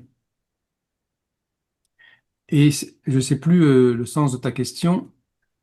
C'était sur l'aspect, oui, au début, il y a ce côté très négatif, et je commence à voir des choses, et je suis identifié à ce que je vois, et j'en souffre, mais ça fait partie du jeu, c'est obligatoire. Et ensuite, il y a quelque chose qui fait que je commence à voir les mêmes choses, voire pire, mais il y a un aspect de la souffrance qui est lié à la résistance, à ce que je perçois en fait. La souffrance vient de la résistance à ce qui est. Et quand je commence à dire, et si j'acceptais complètement de voir ce qui est, ce côté drama disparaît. L'expérience peut être désagréable, elle peut être difficile, mais la souffrance qui a été ajoutée par la réaction du mental et la peur que ça venait réveiller, celle-là, j'en ai pas besoin. J'ai suffisamment à faire avec les problématiques de l'existence pour ne pas avoir besoin de rajouter constamment de l'huile sur le feu. Et en fait, quelque part, ma résistance perpétuelle à ce qui est, parce que même quand je vis quelque chose de bien, il y a une forme de tension pour essayer de le garder. Donc je suis pas vraiment dans une acceptation totale puisque je n'accepte pas de le perdre. Et c'est quand je commence à accepter de perdre ces moments précieux, ces moments d'ouverture, ces moments de présence, et d'accepter aussi ces moments. C'est une voie qui est circulaire, hein. Je fais des montées et je redescends. C'est une inspiration et une expiration. Et quand je commence à comprendre que je n'ai pas besoin de chercher ça et de bloquer là, parce que c'est comme si je voulais bloquer l'inspiration, je vais être obligé d'expirer à un moment ou un autre. Donc c'est la même chose. Donc ces états d'âme qui me traversent sont pas importants. Et quand je commence à privilégier la conscience plutôt que l'état d'âme dans lequel je me trouve, je commence à enlever ce côté dramatique qui vient de l'identification à ces états d'âme quelque part. Je comprends que tout est transitoire et que les états positifs comme les états négatifs ne font que passer et que ça ne me définit pas. Je suis autre chose que ça. Ça me parle bien et ça m'a ramené à une phrase que j'ai notée, que tu dis, c'est tout ce qui arrive à son paroxysme finit par se détendre. Oui, Parce que c'est une phrase, c'est qu'une phrase, c'est que des mots. Et moi, étant dans le centre mental, je me suis toujours rassurée avec les phrases et avec les mots et les concepts. Mais les mettre en route, ça a toujours été beaucoup plus difficile. Donc le travail m'aide petit à petit un petit peu plus à être dans le vif des sujets. Et, euh, il m'est arrivé de vivre, chose que j'ai déjà vécue plusieurs fois dans ma vie, mais le fait d'être dans les groupes et de comprendre de plus en plus les concepts et de, et de changer ce point de regard, d'arrêter de vouloir, enfin d'arrêter de me voir quand je suis là-dedans, de vouloir conserver quelque chose de bien et éviter quelque chose de soi-disant pas bien. Quand je commence un petit peu à me détendre par rapport à ça, il se passe des choses. Et quand il y a des émotions très fortes qui arrivent, c'est vrai que quand elles sont là, elles sont là. Et quand elles sont subies, c'est là où il y a un cataclysme pas possible, en fait. Que quand elles sont accueillies et quand on a la conscience, enfin, je parle de moi, le fait d'avoir la conscience que je ne vais pas mourir, je vais sans doute mourir à quelque chose, mais mourir à quelque chose qu'en fait, il fallait que je quitte. Donc, c'est peut-être pas plus mal. Euh, mais en tout cas, quand j'arrive à laisser traverser, sans m'accrocher à ce que je viens de dire, hein, parce que là, du coup, je retrouve une stratégie, c'est pas cool, mais en tout cas, quand je laisse traverser et que je le fais avec cette forme de conscience et d'ouverture, il y a vraiment des choses qui bougent en fait. Et ça bouge pas, justement, ce qu'on parlait des branches, c'est une forme de truc qui s'alimente plus de la même façon et je peux le constater. En fait, je peux le voir, mais je vais pas le voir parce que j'ai travaillé sur le sujet. Je vais constater que, ah tiens, là, j'ai pas. Bah, je sais pas, si je prends l'exemple d'un fumeur, bah tiens, aujourd'hui j'ai fumé 5 clopes, d'habitude j'en fume 15. Je constate en fait, c'est après coup. Oui, Et c'est ça en fait, c'est le truc d'essayer un petit peu de mettre de côté les stratégies pour remplacer les stratégies par plus d'attention mise sur juste observer tel que c'est. oui, Quelle merveille! Enfin, quelle merveille! Je dis ça comme si c'était waouh, c'est goûtu dans un sens délicieux. Mais c'est goûtu, mais pas, c'est pas toujours délicieux. Mais c'est oui, goûtu. Mais c'est oui. goûtu. Ben, goûtu, c'est intéressant le mot parce que c'est ce qui, pour moi, un mot que j'utilise, c'est de goûter, goûter l'expérience, quelle qu'elle soit. Monsieur Gurdjieff disait, aime ce que tu n'aimes pas.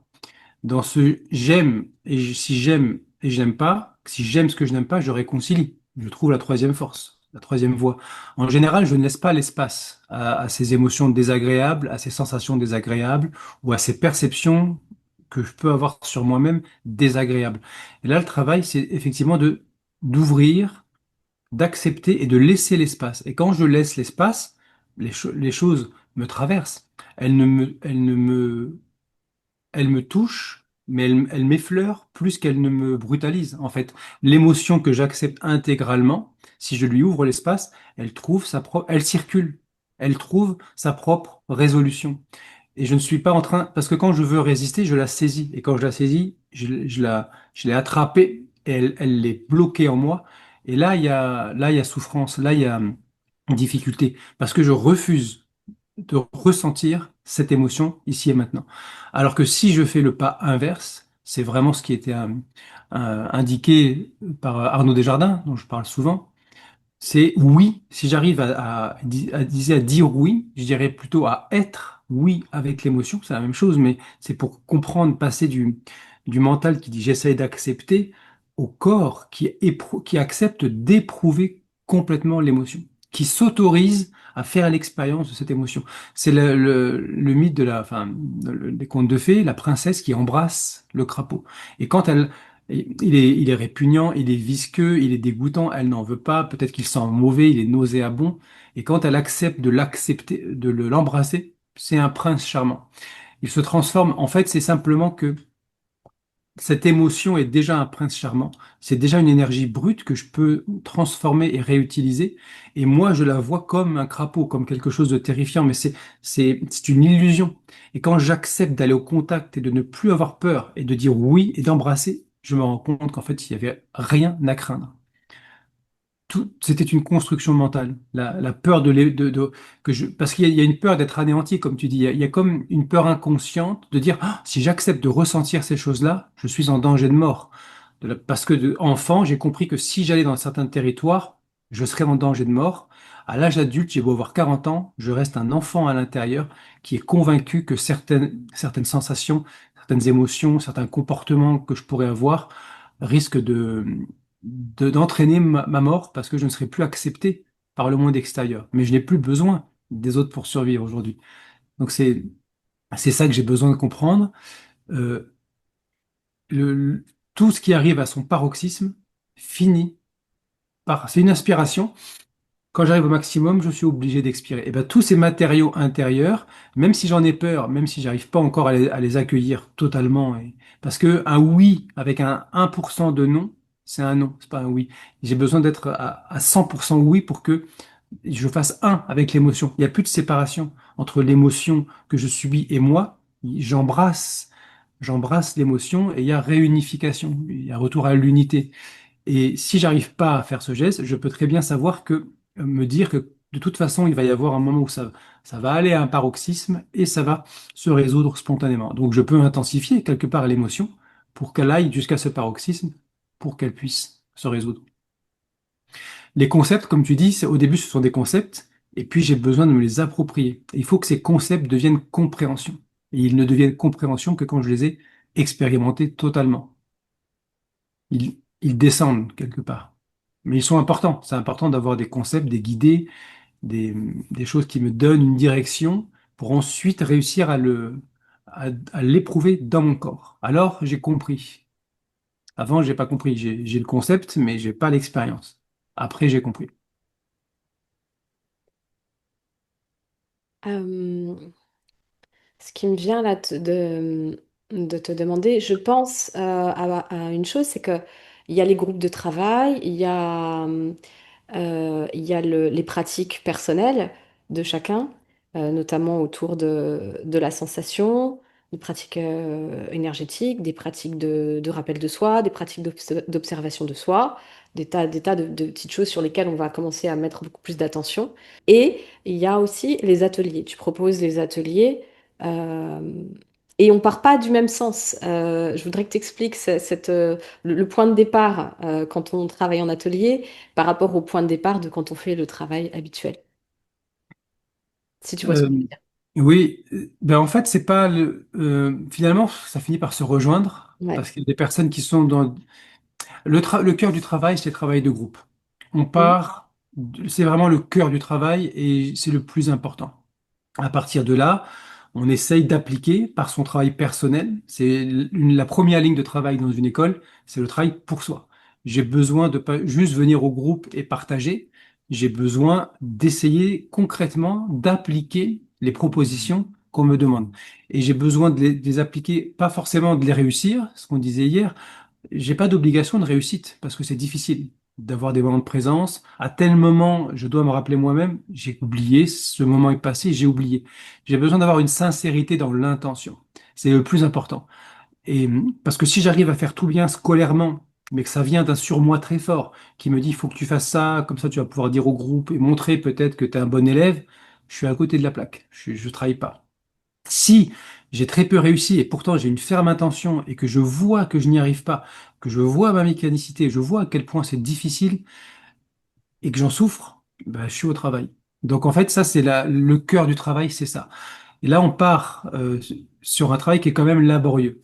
Les ateliers, c'est plus accessible parce que c'est des rendez-vous ponctuels dans lesquels on va travailler sur une érosion du mental, c'est-à-dire des prises on va créer un environnement qui permet d'avoir accès à ces motivations profondes, ces évitements, ces compulsions, ces peurs, et que ça puisse être vu et digéré dans un cadre particulier, sécurisé, pour pouvoir déblayer progressivement le mental, ce qu'ils appellent dans l'hindouisme, enfin dans le yoga, manonasha, je crois, destruction du mental.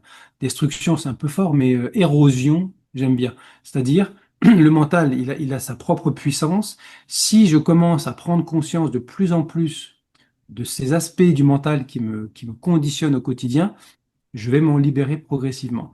Donc, dans le travail dans les groupes, on travaille sur la présence et l'observation de soi qui demande à mettre en place une vraie présence dans des moments de l'existence, dans les moments de son quotidien, qui va, par l'observation de soi, permettre aussi des prises de conscience qui vont participer à cette érosion du mental.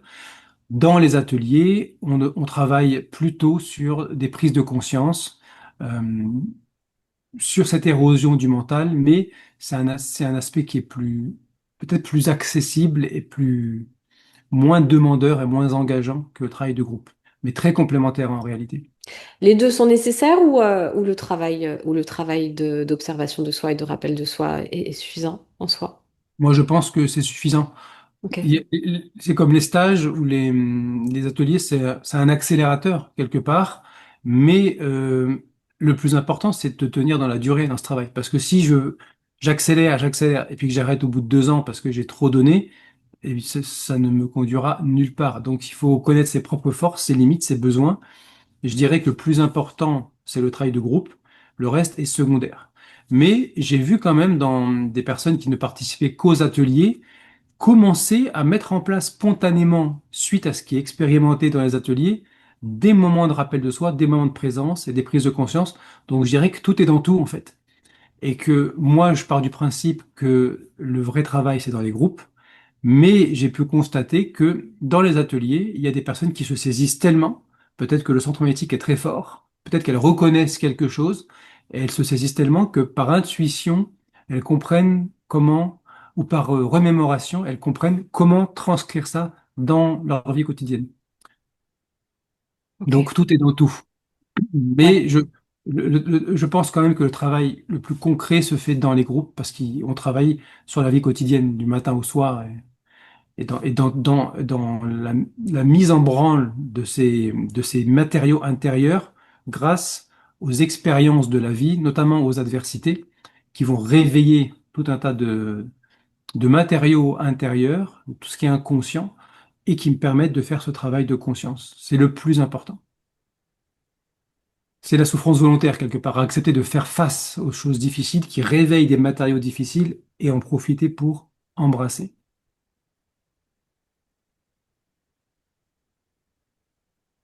Une autre question par rapport à...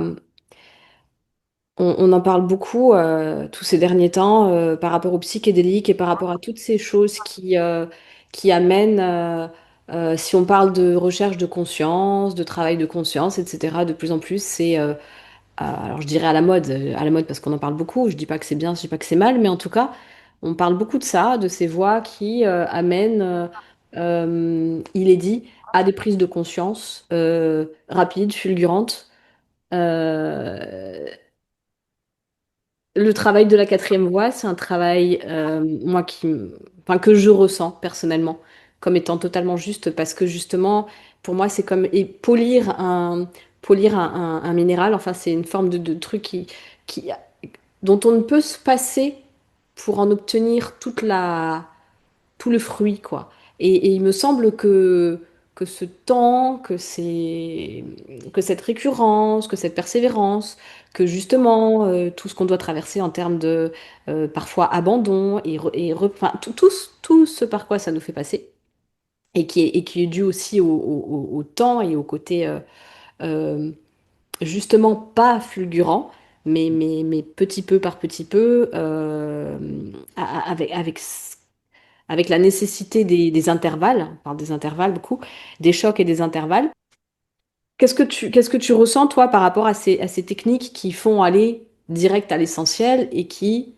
alors moi, j'ai un parti pris un petit peu sur ça, donc c'est pour ça que ça va être teinté, ce que je vais dire, mais et qui soi-disant, amènerait directement au fruit. Par exemple, tu as un exemple concret? Bah, on parle de d'ayahuasca, on parle Mm. de kétamine, de Ah LSD, oui, les toutes ces substances, les substances. choses-là. Voilà, les psychédéliques, substances Oui. psychédéliques, etc. Ah oui. Oui, moi j'ai aussi un avis assez tranché dessus parce que tout ce que je travaille dans des conditions artificielles, je vais en bénéficier de manière artificielle.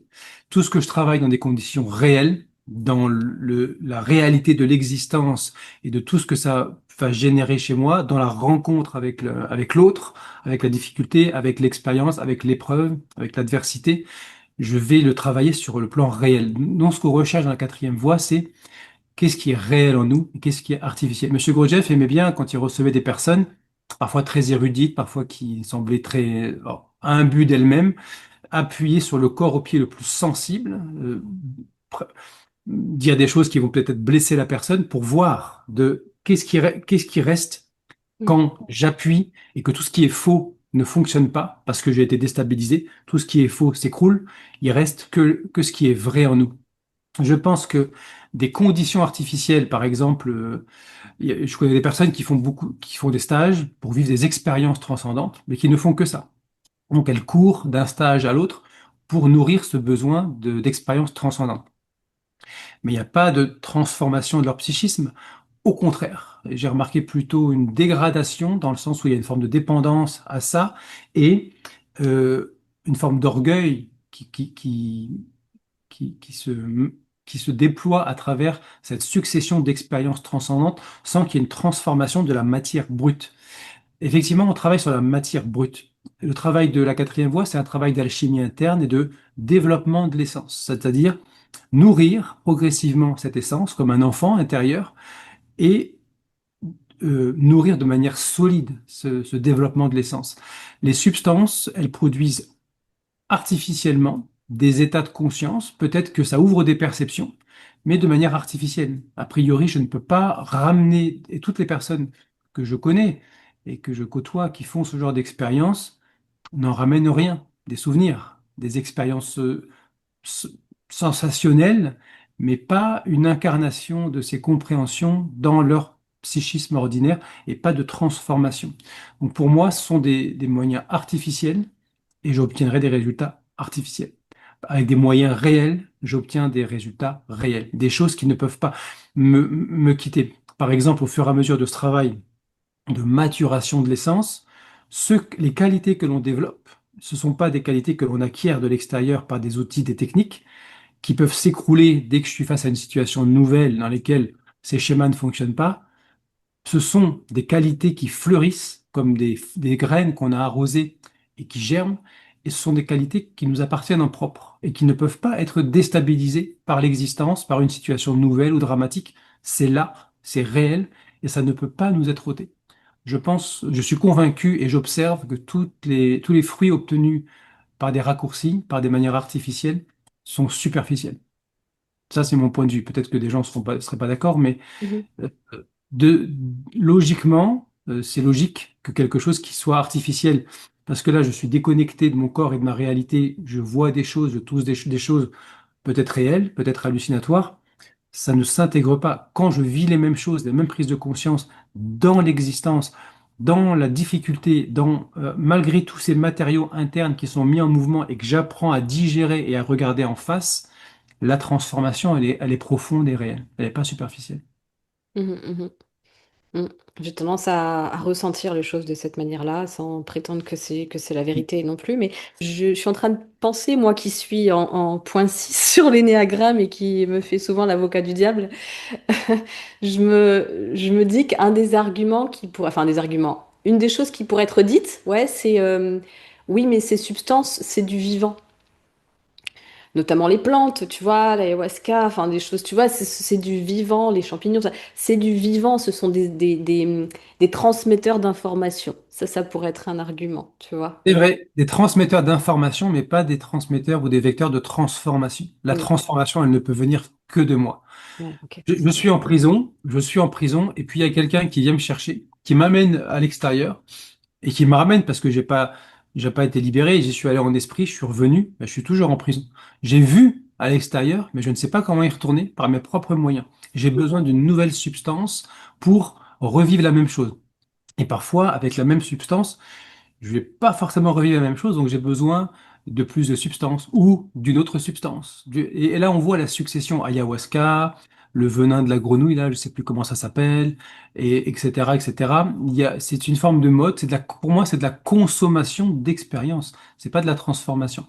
Oui, je peux avoir des informations, c'est sûr. Ça peut même être utilisé dans le cadre d'une guérison intérieure, une thérapie où j'ai besoin de prendre conscience de choses et que j'ai trop de défenses et que ça m'aide à ouvrir les défenses. Mais si c'est bien accompagné, dans le chamanisme, j'avais lu, ce sont il y avait un chaman qui racontait que lui, on lui interdisait ces substances et on lui disait, ça, c'est pour les gens qui ont vraiment besoin. Il y a un moment donné, il y a un besoin précis parce que la carapace est trop grande pour déclencher quelque chose, mais c'est pas quelque chose qu'on fait dans la régularité et comme de la consommation.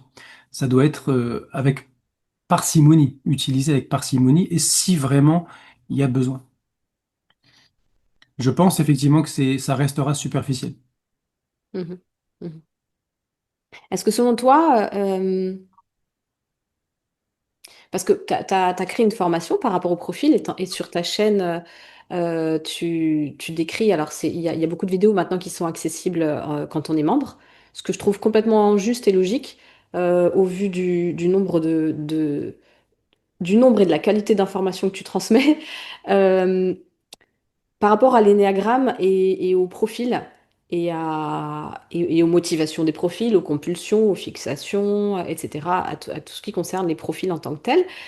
Selon toi, comment c'est le mieux d'aborder cet énéagramme des 9 types? Parce qu'il est intéressant quand même, même s'il fait pas tout, il est intéressant. Alors, pour pas tomber dans l'utilisation de l'énéagramme des 9 types, pour nourrir la personnalité, pour changer la personnalité, comment on peut bien s'en servir? C'est juste lire et s'informer, laisser infuser, ou en faire quelque chose? C'est une bonne question. En fait, je crois que ça va dépendre essentiellement de quelle est la recherche, la vraie motivation profonde de la personne. Et ça, tu peux donner un outil de développement personnel à quelqu'un qui a une aspiration profonde. il va sentir et percevoir qu'il y a autre chose derrière et il va essayer d'en faire quelque chose. Et tu peux donner un outil extraordinaire de développement intérieur à quelqu'un qui en fait n'a rien à faire, même si la personne croit, et qui va en faire quelque chose sur le plan personnel. Donc ça dépend de l'aspiration de la personne. Je Ok. pense que pour un travail sur l'énéagramme, de toute façon, quelle que soit la modalité, c'est un travail de groupe. C'est un travail de groupe avec des résonances, avec des prises de conscience. Par exemple, être dans un groupe et entendre parler quelqu'un qui est exactement du même type que nous, et ça nous renvoie à notre propre image, et ça met des mots et on comprend. Parfois, les gens nomment très bien des mécanismes qu'on a, auxquels on est tellement habitué qu'on n'arrive pas à les nommer. Et quand la personne les nomme avec beaucoup d'objectivité, pouf, d'un seul coup, on se voit, on dit, mais c'est ça, c'est comme ça que je fonctionne. Je pense que on peut s'informer, laisser infuser et avoir des prises de conscience. Mais à un moment ou un autre, je pense qu'il faut entrer dans une forme de groupe ou en tout cas de stage. Il y a beaucoup de gens dans l'Énagramme qui font des stages parce que c'est là où je vais côtoyer des gens différents de moi. Les choses dans les ateliers, par exemple, c'est impressionnant de voir que dans la discussion, des personnes qui sont en binôme avec quelqu'un qui est du même type que leur conjoint, mais qui explique son fonctionnement et qui explique pourquoi il fonctionne comme ça met une compréhension et un apaisement de toute la rancœur ou de l'incompréhension parce qu'elle comprend pourquoi son conjoint fonctionne comme ça. Parfois, ça ne suffit pas, hein, parfois, mais en tout cas, ça participe de la compréhension de mes fonctionnements et la compréhension des fonctionnements des autres. Donc, plus de compréhension égale plus de compassion, quelque part. Quand je comprends que le 8, qui est toujours en train de chercher le conflit, la bagarre et de vouloir dominer, il est dans une peur de sa propre vulnérabilité et qui protège, il est très vulnérable et qui protège sa vulnérabilité, je le vois différemment, en fait. Donc, je pense que c'est la meilleure manière, c'est de faire un travail en collectif, c'est sûr. Faut que ça Ouais. soit vivant, vivant. Ouais, j'ai bien fait de poser la question parce que ta réponse me résonne complètement en fait. Vraiment, vraiment. Et je confirme que de voir à travers quelqu'un du même type que son conjoint, entendre parler la personne et ça change tout. Mm. Il y a beaucoup moins ce lien direct affectif et tout ce bagage-là qui vient entre les deux. Et Oui. moi, ça m'a énormément aidé, hein. Ça fait pas tout, ça a pas tout fait, mais Non. ça m'a beaucoup, beaucoup aidé. Donc je confirme ça. Ouais, t'en as un peu parlé par rapport à la qualité et la quantité des pratiques. T'en as un petit peu parlé de manière dispatchée dans toutes les réponses que tu as faites. Que, que les pratiques, elles sont très importantes et qu'en même temps, c'est pas l'aspect scolaire qui est intéressant dans le fait de les pratiquer. Euh, que c'est important d'y revenir, en fait, le plus régulièrement possible dans sa journée, plutôt que d'essayer de faire beaucoup, et puis une fois par semaine, quoi, en gros. Et d'un autre côté, je t'ai déjà entendu dire que la qualité de ce qu'on fait est très importante, notamment, par exemple, quand on fait les pratiques de sensation du corps, qu'il vaut mieux faire... un quart d'heure de... Enfin, Ah oui, ça rejoint ce que je viens de dire, en fait. Euh, Qu'est-ce que tu peux dire de ça? Parce que je m'en mets les pinceaux. Ben, c'est une bonne question, c'est vrai. En fait, quelque part, in fine, on va vers une forme de quantité. C'est-à-dire que je ne peux pas me contenter, après 20 ans, d'avoir 3 secondes de présence dans la journée. Mais au commencement, et même à ce niveau-là, c'est pas la quantité qui compte. Qualité et quantité vont rarement ensemble. Donc, d'ailleurs, les voies qui sont vraiment initiatiques et qui proposent ce travail en profondeur, il y a souvent peu de personnes vraiment intéressées. Qualité et quantité, c'est compliqué à marier. Donc, il vaut mieux d'avoir des moments de présence de qualité plutôt que de chercher une quantité. Si je cherche une quantité, je vais créer des tensions, je vais créer des résistances. Je vais avoir une présence qui sera de moins grande qualité. C'est pas vrai après 20 ans, parce qu'après 20 ans, il y a quelque chose de l'ordre d'une alchimie interne qui opère, il y a des forces à l'œuvre qui viennent s'approfondir et la présence se nourrit continuellement et s'approfondit et s'intensifie continuellement. Donc après 20 ans, il peut y avoir la qualité et la quantité, c'est pas un problème. Mais au début, j'ai besoin de privilégier la qualité. Si je dois faire une pratique pendant 30 minutes et que ça me gave et que j'ai pas envie et que j'ai vraiment envie de la faire, mais moins longtemps, 5 10 minutes, j'ai plus de chances de la faire en qualité. Plutôt que d'être 30 minutes en train de penser à autre chose, faire autre chose, être pressé de terminer, je ne serai pas vraiment dans une forme de qualité. Donc c'est vrai que Daniel Audier, par exemple, insistait sur les micro-pratiques qui transmet le tantrisme, le vrai tantrisme, si je peux me permettre. Les micro-pratiques, 30 secondes, une minute, des petits moments de présence. Pourquoi? Parce que ces petits moments de présence de qualité vont me donner envie. Je vais voir comment je fonctionne et comment je me sens quand je suis complètement identifié, et comment je fonctionne et comment je me sens quand je suis dans ces moments de qualité de présence. Et naturellement, au bout d'un moment, je vais avoir envie d'être plutôt dans cette qualité de présence que dans mon identification. Donc la qualité va appeler plus de quantité. Si Ouais. je vis une expérience, si je sais pas, je suis allé voir des amis et puis je me suis super bien entendu avec eux. J'ai passé un super moment. Je vais avoir envie d'y retourner. C'est pas une obligation. Je me dis pas, ah, il faut que j'aille voir ses amis pendant une demi-heure. J'y vais. Je sais qu'avec eux, je vais passer un bon moment, donc je vais avoir envie d'y aller. C'est un peu, un peu vite trouvé comme analogie, mais quand je vais goûter des vrais moments de présence et que je vais voir comment je fonctionne, comment je suis entré en relation, par exemple, avec la personne, comment la personne est entrée en relation avec moi, comment j'ai vécu telle situation, ou telle brimade, ou telle remarque, à partir de cet état de présence, je vais sentir, ça sera pas mental, c'est-à-dire qu'au niveau du cœur, quelque part, je vais sentir que ma place est là et que j'ai envie de revenir plus souvent à la maison. Monsieur Gurdjieff disait que le désir de ta tête devienne le désir de ton cœur.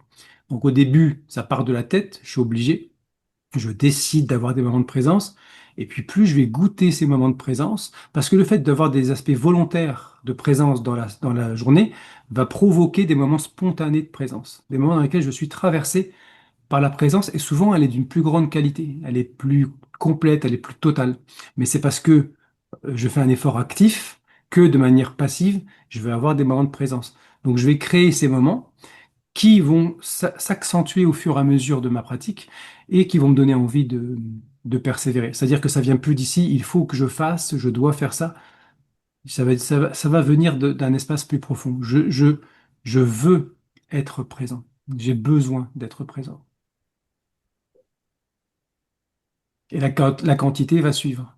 Mais j'ai besoin, il faut que je sois actif quand même, hein. J'ai besoin parce qu'il y a une force d'inertie. Il y a ce côté où j'ai envie de m'identifier. Il y a une partie de moi qui se complaît dans l'identification. Donc j'ai besoin d'être quand même actif. Mais mieux vaut 10 petits moments de 30 secondes de présence dans la journée que d'essayer pendant 30 minutes de rester présent dans la même situation avec beaucoup de tension et une présence qui sera d'une faible qualité. Et c'est vrai qu'en fait, il y a une différence entre quantité et récurrence. Et je m'aperçois que c'est pour ça que je m'en mêlais les pinceaux dans mon truc. Parce que, ouais, il y a quantité et il y a récurrence. Oui, En fait, il y a besoin de récurrence et de qualité. exactement. Ouais, Exactement. c'est ça, Ouais. récurrence et qualité. Ouais, c'est plus juste en fait. Euh, ouais, j'aime bien, j'aime bien ce que tu dis dans une des conférences que tu as faites. Non, c'est dans l'interview que tu as faite avec Nevermind, sur la chaîne Nevermind. Tu as fait une très belle interview aussi. Je la mettrai aussi dans le descriptif parce que je trouve Oui. qu'elle vaut le coup d'être vue. Euh,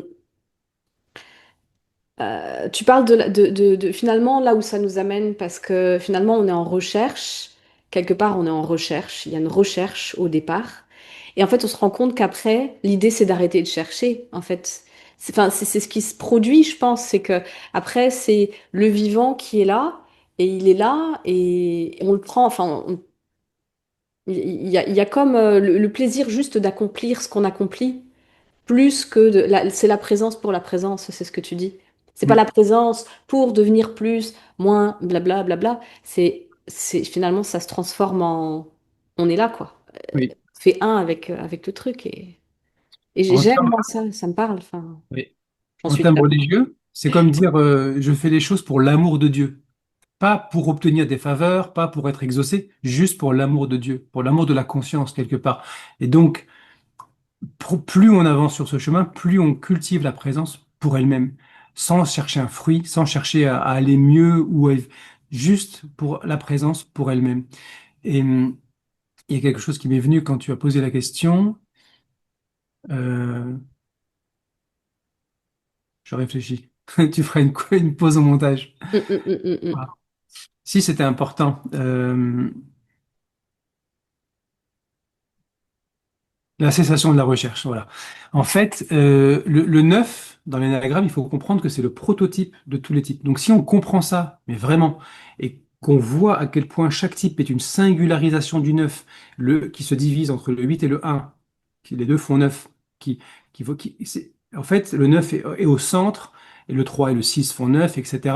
Le 9, c'est le prototype, c'est comme s'il descendait et il se divisait en deux pôles. Lui, il neutralise tout, il porte tout, mais il endort tout. Et puis ensuite, les autres, ils vont singulariser et diviser.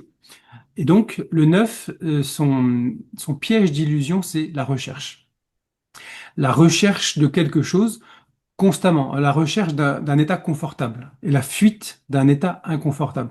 Et ça, c'est ce que font tous les types. Fuir ce qui me met en inconfort et rechercher activement ce qui me rassure et me met en confort. Le confort, c'est quand mon moi est rassuré. L'inconfort, c'est quand mon moi est menacé. Et donc, le neuf est en recherche. Et cette recherche, elle peut confiner vers une recherche spirituelle qui va catalyser tous mes désirs, toutes mes recherches autour d'une recherche fondamentale. Et quelque part, c'est l'embryon d'une forme d'unité. Mais je peux rester piégé dans cette recherche spirituelle. Je recherche un état de transcendance. Je recherche des fruits de la présence. Je recherche ceci ou cela. Je recherche autre chose que ce que je vis ici et maintenant. Mais progressivement, si je persévère, je vais comprendre la vanité de cette recherche. Je vais comprendre que cette recherche n'a que pour seule fonction de me couper de moi-même. Je suis en mouvement vers autre chose que moi ici et maintenant et l'expérience qui est la mienne ici et maintenant. Et je vais me détendre. C'est ce qu'on appelle la cessation de la recherche. Je vais me détendre et je vais accueillir simplement la réalité telle qu'elle est et ma réalité intérieure telle qu'elle est, sans avoir besoin de produire un autre état intérieur ou de repousser un état, de transformer, de négocier, de rationaliser. Juste faire l'expérience totale, sans justification, sans raisonner, sans mettre des concepts. Juste être avec la réalité dont je suis intrinsèquement une partie et dans une unité entre moi et l'expérience. Donc là, c'est la cessation de la recherche, mais elle est nécessaire pour m'amener dans une direction, pour catalyser toutes mes autres recherches autour de cette recherche fondamentale de qui suis-je. Mais tant que je suis en train d'être en mouvement de recherche, je ne peux pas trouver. Parce que pour trouver, il faut que je m'arrête et que je regarde ce qui est là, maintenant, quel que soit, dans tous ses aspects, agréable, désagréable, terrifiant, excitant, tout. Embrasser la totalité de l'expérience. Ce que tu Il n'y dis a me plus fait de vraiment recherche. penser, ce que tu dis me fait vraiment penser à quelque chose que je parviens tellement plus à vivre maintenant. Et c'est tellement appréciable. C'est pas tout le temps, bien évidemment. Mais tu vois, je constate que là, bon, c'est vrai que c'est un sujet qui me passionne. Ça aide énormément.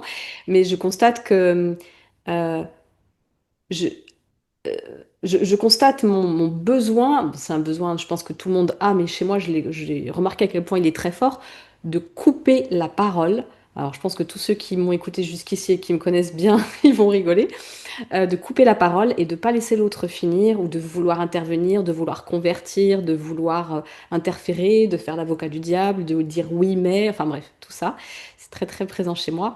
Et je constate que effectivement, quand la présence commence à s'inviter de plus en plus dans notre vie, en tout cas dans la mienne, c'est sûr, il y a quelque chose qui fait qu'il y a beaucoup plus d'espace pour être avec ce qui est là, ce qui se dit là.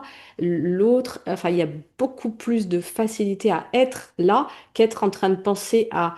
Alors, il faut que je rebondisse sur ce qui a été dit là. Il faut que je prévoie ça. Enfin, ça diminue progressivement, mais sans que ce soit une décision. Ça, je constate que ça se fait de plus en plus. Oui, Alors, clairement, sur les sujets qui me passionnent, j'avoue, c'est beaucoup plus facile. Mais il y a quelque chose de cet ordre-là qui fait que ça... il y a quelque chose qui... Pour moi, c'est de la libération d'espace, en fait. oui, C'est de la libération d'espace et ça, c'est un des fruits. Et c'est pareil, toujours l'idée, pas s'y accrocher, mais quand même, cette voie, elle est difficile, elle est ardue, mais quel magnifique fruit, ce truc, quoi, vraiment. Moi, c'est un des plus beaux fruits que je peux récolter. Oui, ça témoigne d'un apaisement intérieur. Et donc de cette fixation qui commence à se relâcher. Et tout est une question d'espace. C'est comment je peux retrouver cette sensation et ce sentiment de spatialité, d'ouverture. Et quand je suis en discussion avec quelqu'un, je vais interpréter, commenter, et réagir extérieurement, couper la parole. J'ai une idée qui me vient compulsivement. C'est le fonctionnement compulsif de nos fonctions. Il faut absolument que je dise ce que j'ai à dire, que j'ai raison, parce que quelque chose est menacé en fait. Et quand cette présence commence à porter des fruits, même si je ne suis pas forcément présent dans ce moment-là, je vais sentir qu'en arrière-plan, il y a des choses qui se transforment progressivement. Et notamment, ça, un signe objectif d'un embryon de conscience de soi.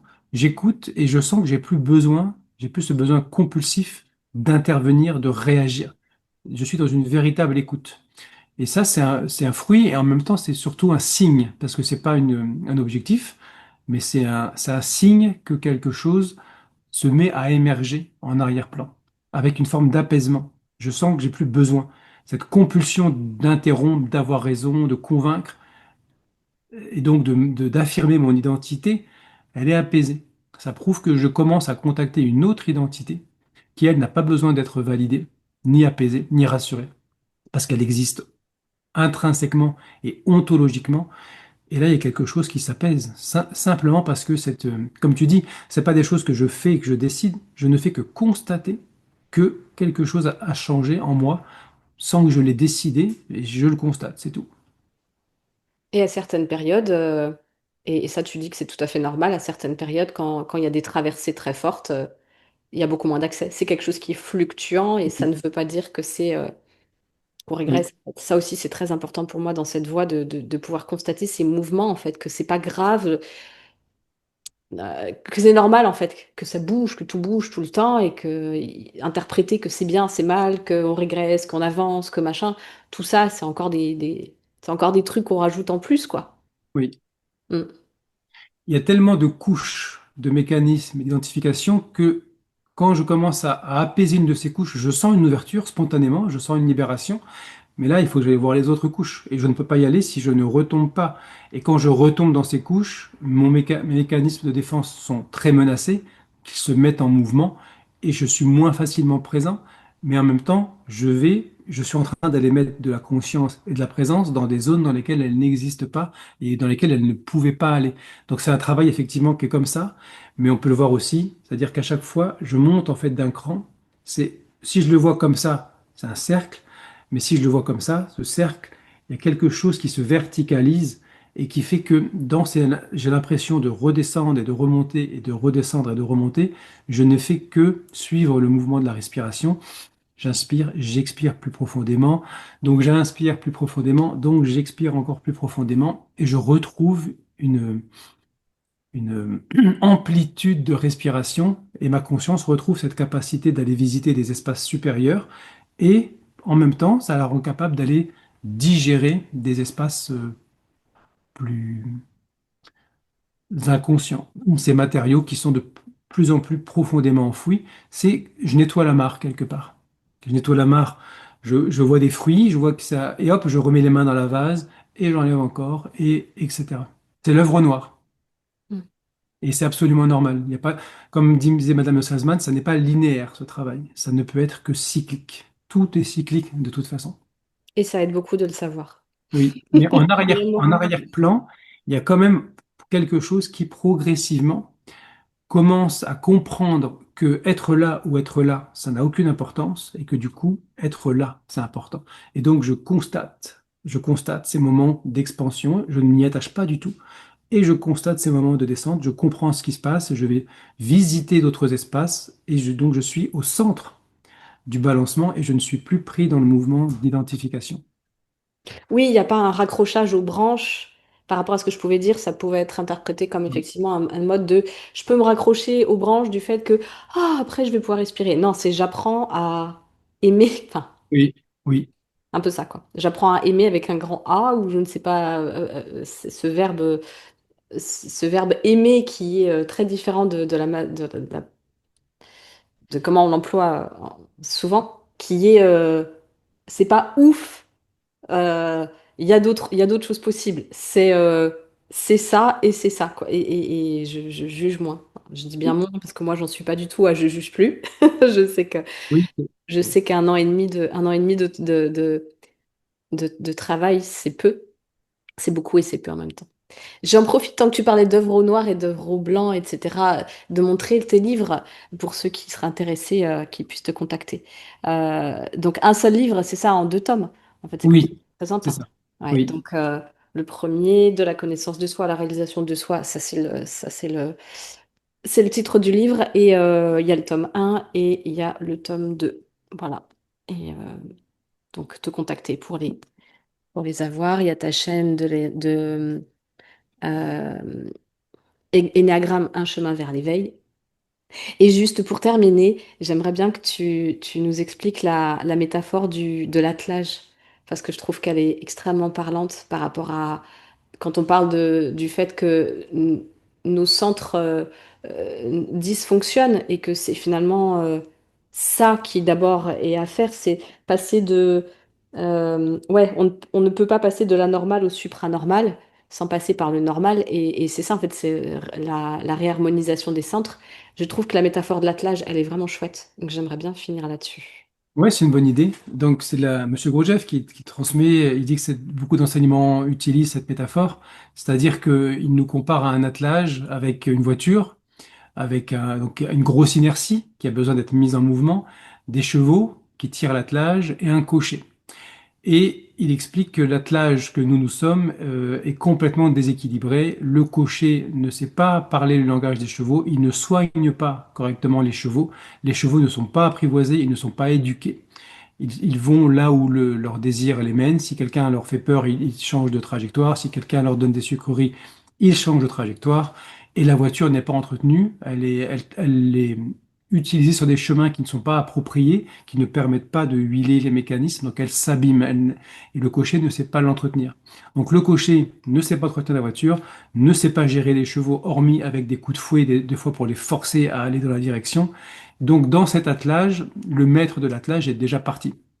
Ce sont des passagers clandestins qui prennent le contrôle de l'attelage. Ces passagers clandestins, ce sont les différents moi, les différents schémas, les différents mécanismes. En l'absence du maître dans l'attelage, les schémas inconscients, schémas mécaniques peuvent à tour de rôle, selon la lutte qui se passe à l'intérieur et qui gagne le pouvoir, selon les circonstances à l'extérieur, c'est un mécanisme qui succède à un autre mécanisme, un moi qui succède à un autre moi. Le soi n'est pas là. La voiture, ça représente le corps, le centre instinctivo-moteur. Les chevaux, ça représente le centre émotionnel qui vit en fonction du désir. Quand il désire, il y va. Quand il ne désire pas, il n'y va pas. Et le centre intellectuel, c'est le cocher. Et M. Gurdjieff nous dit le cocher est endormi. Non seulement il ne maîtrise pas, mais en plus il dort. Et en plus il ne connaît pas le langage du maître. Même s'il l'entend, il ne le comprend pas. Donc le maître n'est plus là. Donc le travail, c'est de retrouver une harmonie, une voiture qui est bien entretenue, des chevaux qui sont apprivoisés, maîtrisés et nourris et bien soignés et pas maltraités, et un cocher qui est réveillé, qui est attentif et qui connaît le langage du maître. Donc là, tout l'accès de la connaissance qui est transmise sur comment je fonctionne, ça permet au cocher d'avoir le bon langage pour entendre ce qui se passe. Et le réveil du cocher, c'est vraiment ce travail de l'attention, travail de la présence, qui est lié à la division d'attention dans la quatrième voie. Donc, en réalité, on peut voir les choses comme il faut que les centres soient réharmonisés pour que le maître reviennent dans l'attelage, mais on peut aussi voir le fait de créer des conditions pour que le maître puisse avoir des moments d'apparition. Et quand le maître apparaît, les passagers clandestins s'en vont et le cocher commence à prendre plus soin, les chevaux commencent à écouter et la voiture commence à, à- à- à accepter d'être mise en mouvement. Parce que la voiture, c'est intéressant et en même temps, le corps, il n'est pas que dans l'inertie, il envoie aussi ses propres injonctions et comme dit Madame Salzman, il peut être un tyran. Parce quand il a besoin de quelque chose, il va imposer, il veut une cigarette, il va imposer ce désir de cigarette, il veut une relation sexuelle, il peut l'imposer, il veut une nourriture alors que je suis à travailler, il peut m'imposer. Donc il a un côté tyrannique, il n'est pas que dans une inertie, qui a besoin d'être aussi travailler. Mais c'est pas forcément. Il y a cet aspect d'unification des centres, mais en réalité, c'est pas en agissant sur les centres que je vais les, comme je disais, que je vais les harmoniser.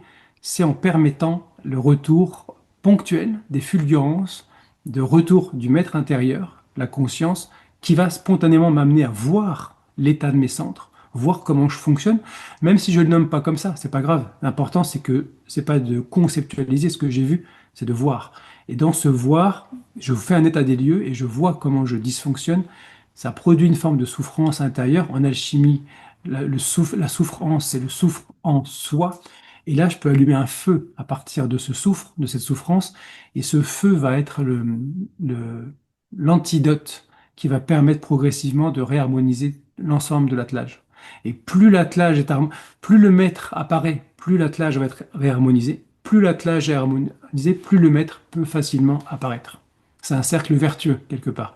Je passe d'un cercle vicieux où ce déséquilibre constant empêche toute prise de conscience à un cercle vertueux où des prises de conscience vont entraîner des transformations qui vont rendre de plus en plus réelles, de plus en plus profondes et plus en plus récurrentes ces prises de conscience. J'ai bien fait de te poser la question. Hmm. Est-ce qu'il y a quelque chose que tu t'aurais envie d'ajouter? Non, c'est bien, on a pas mal de...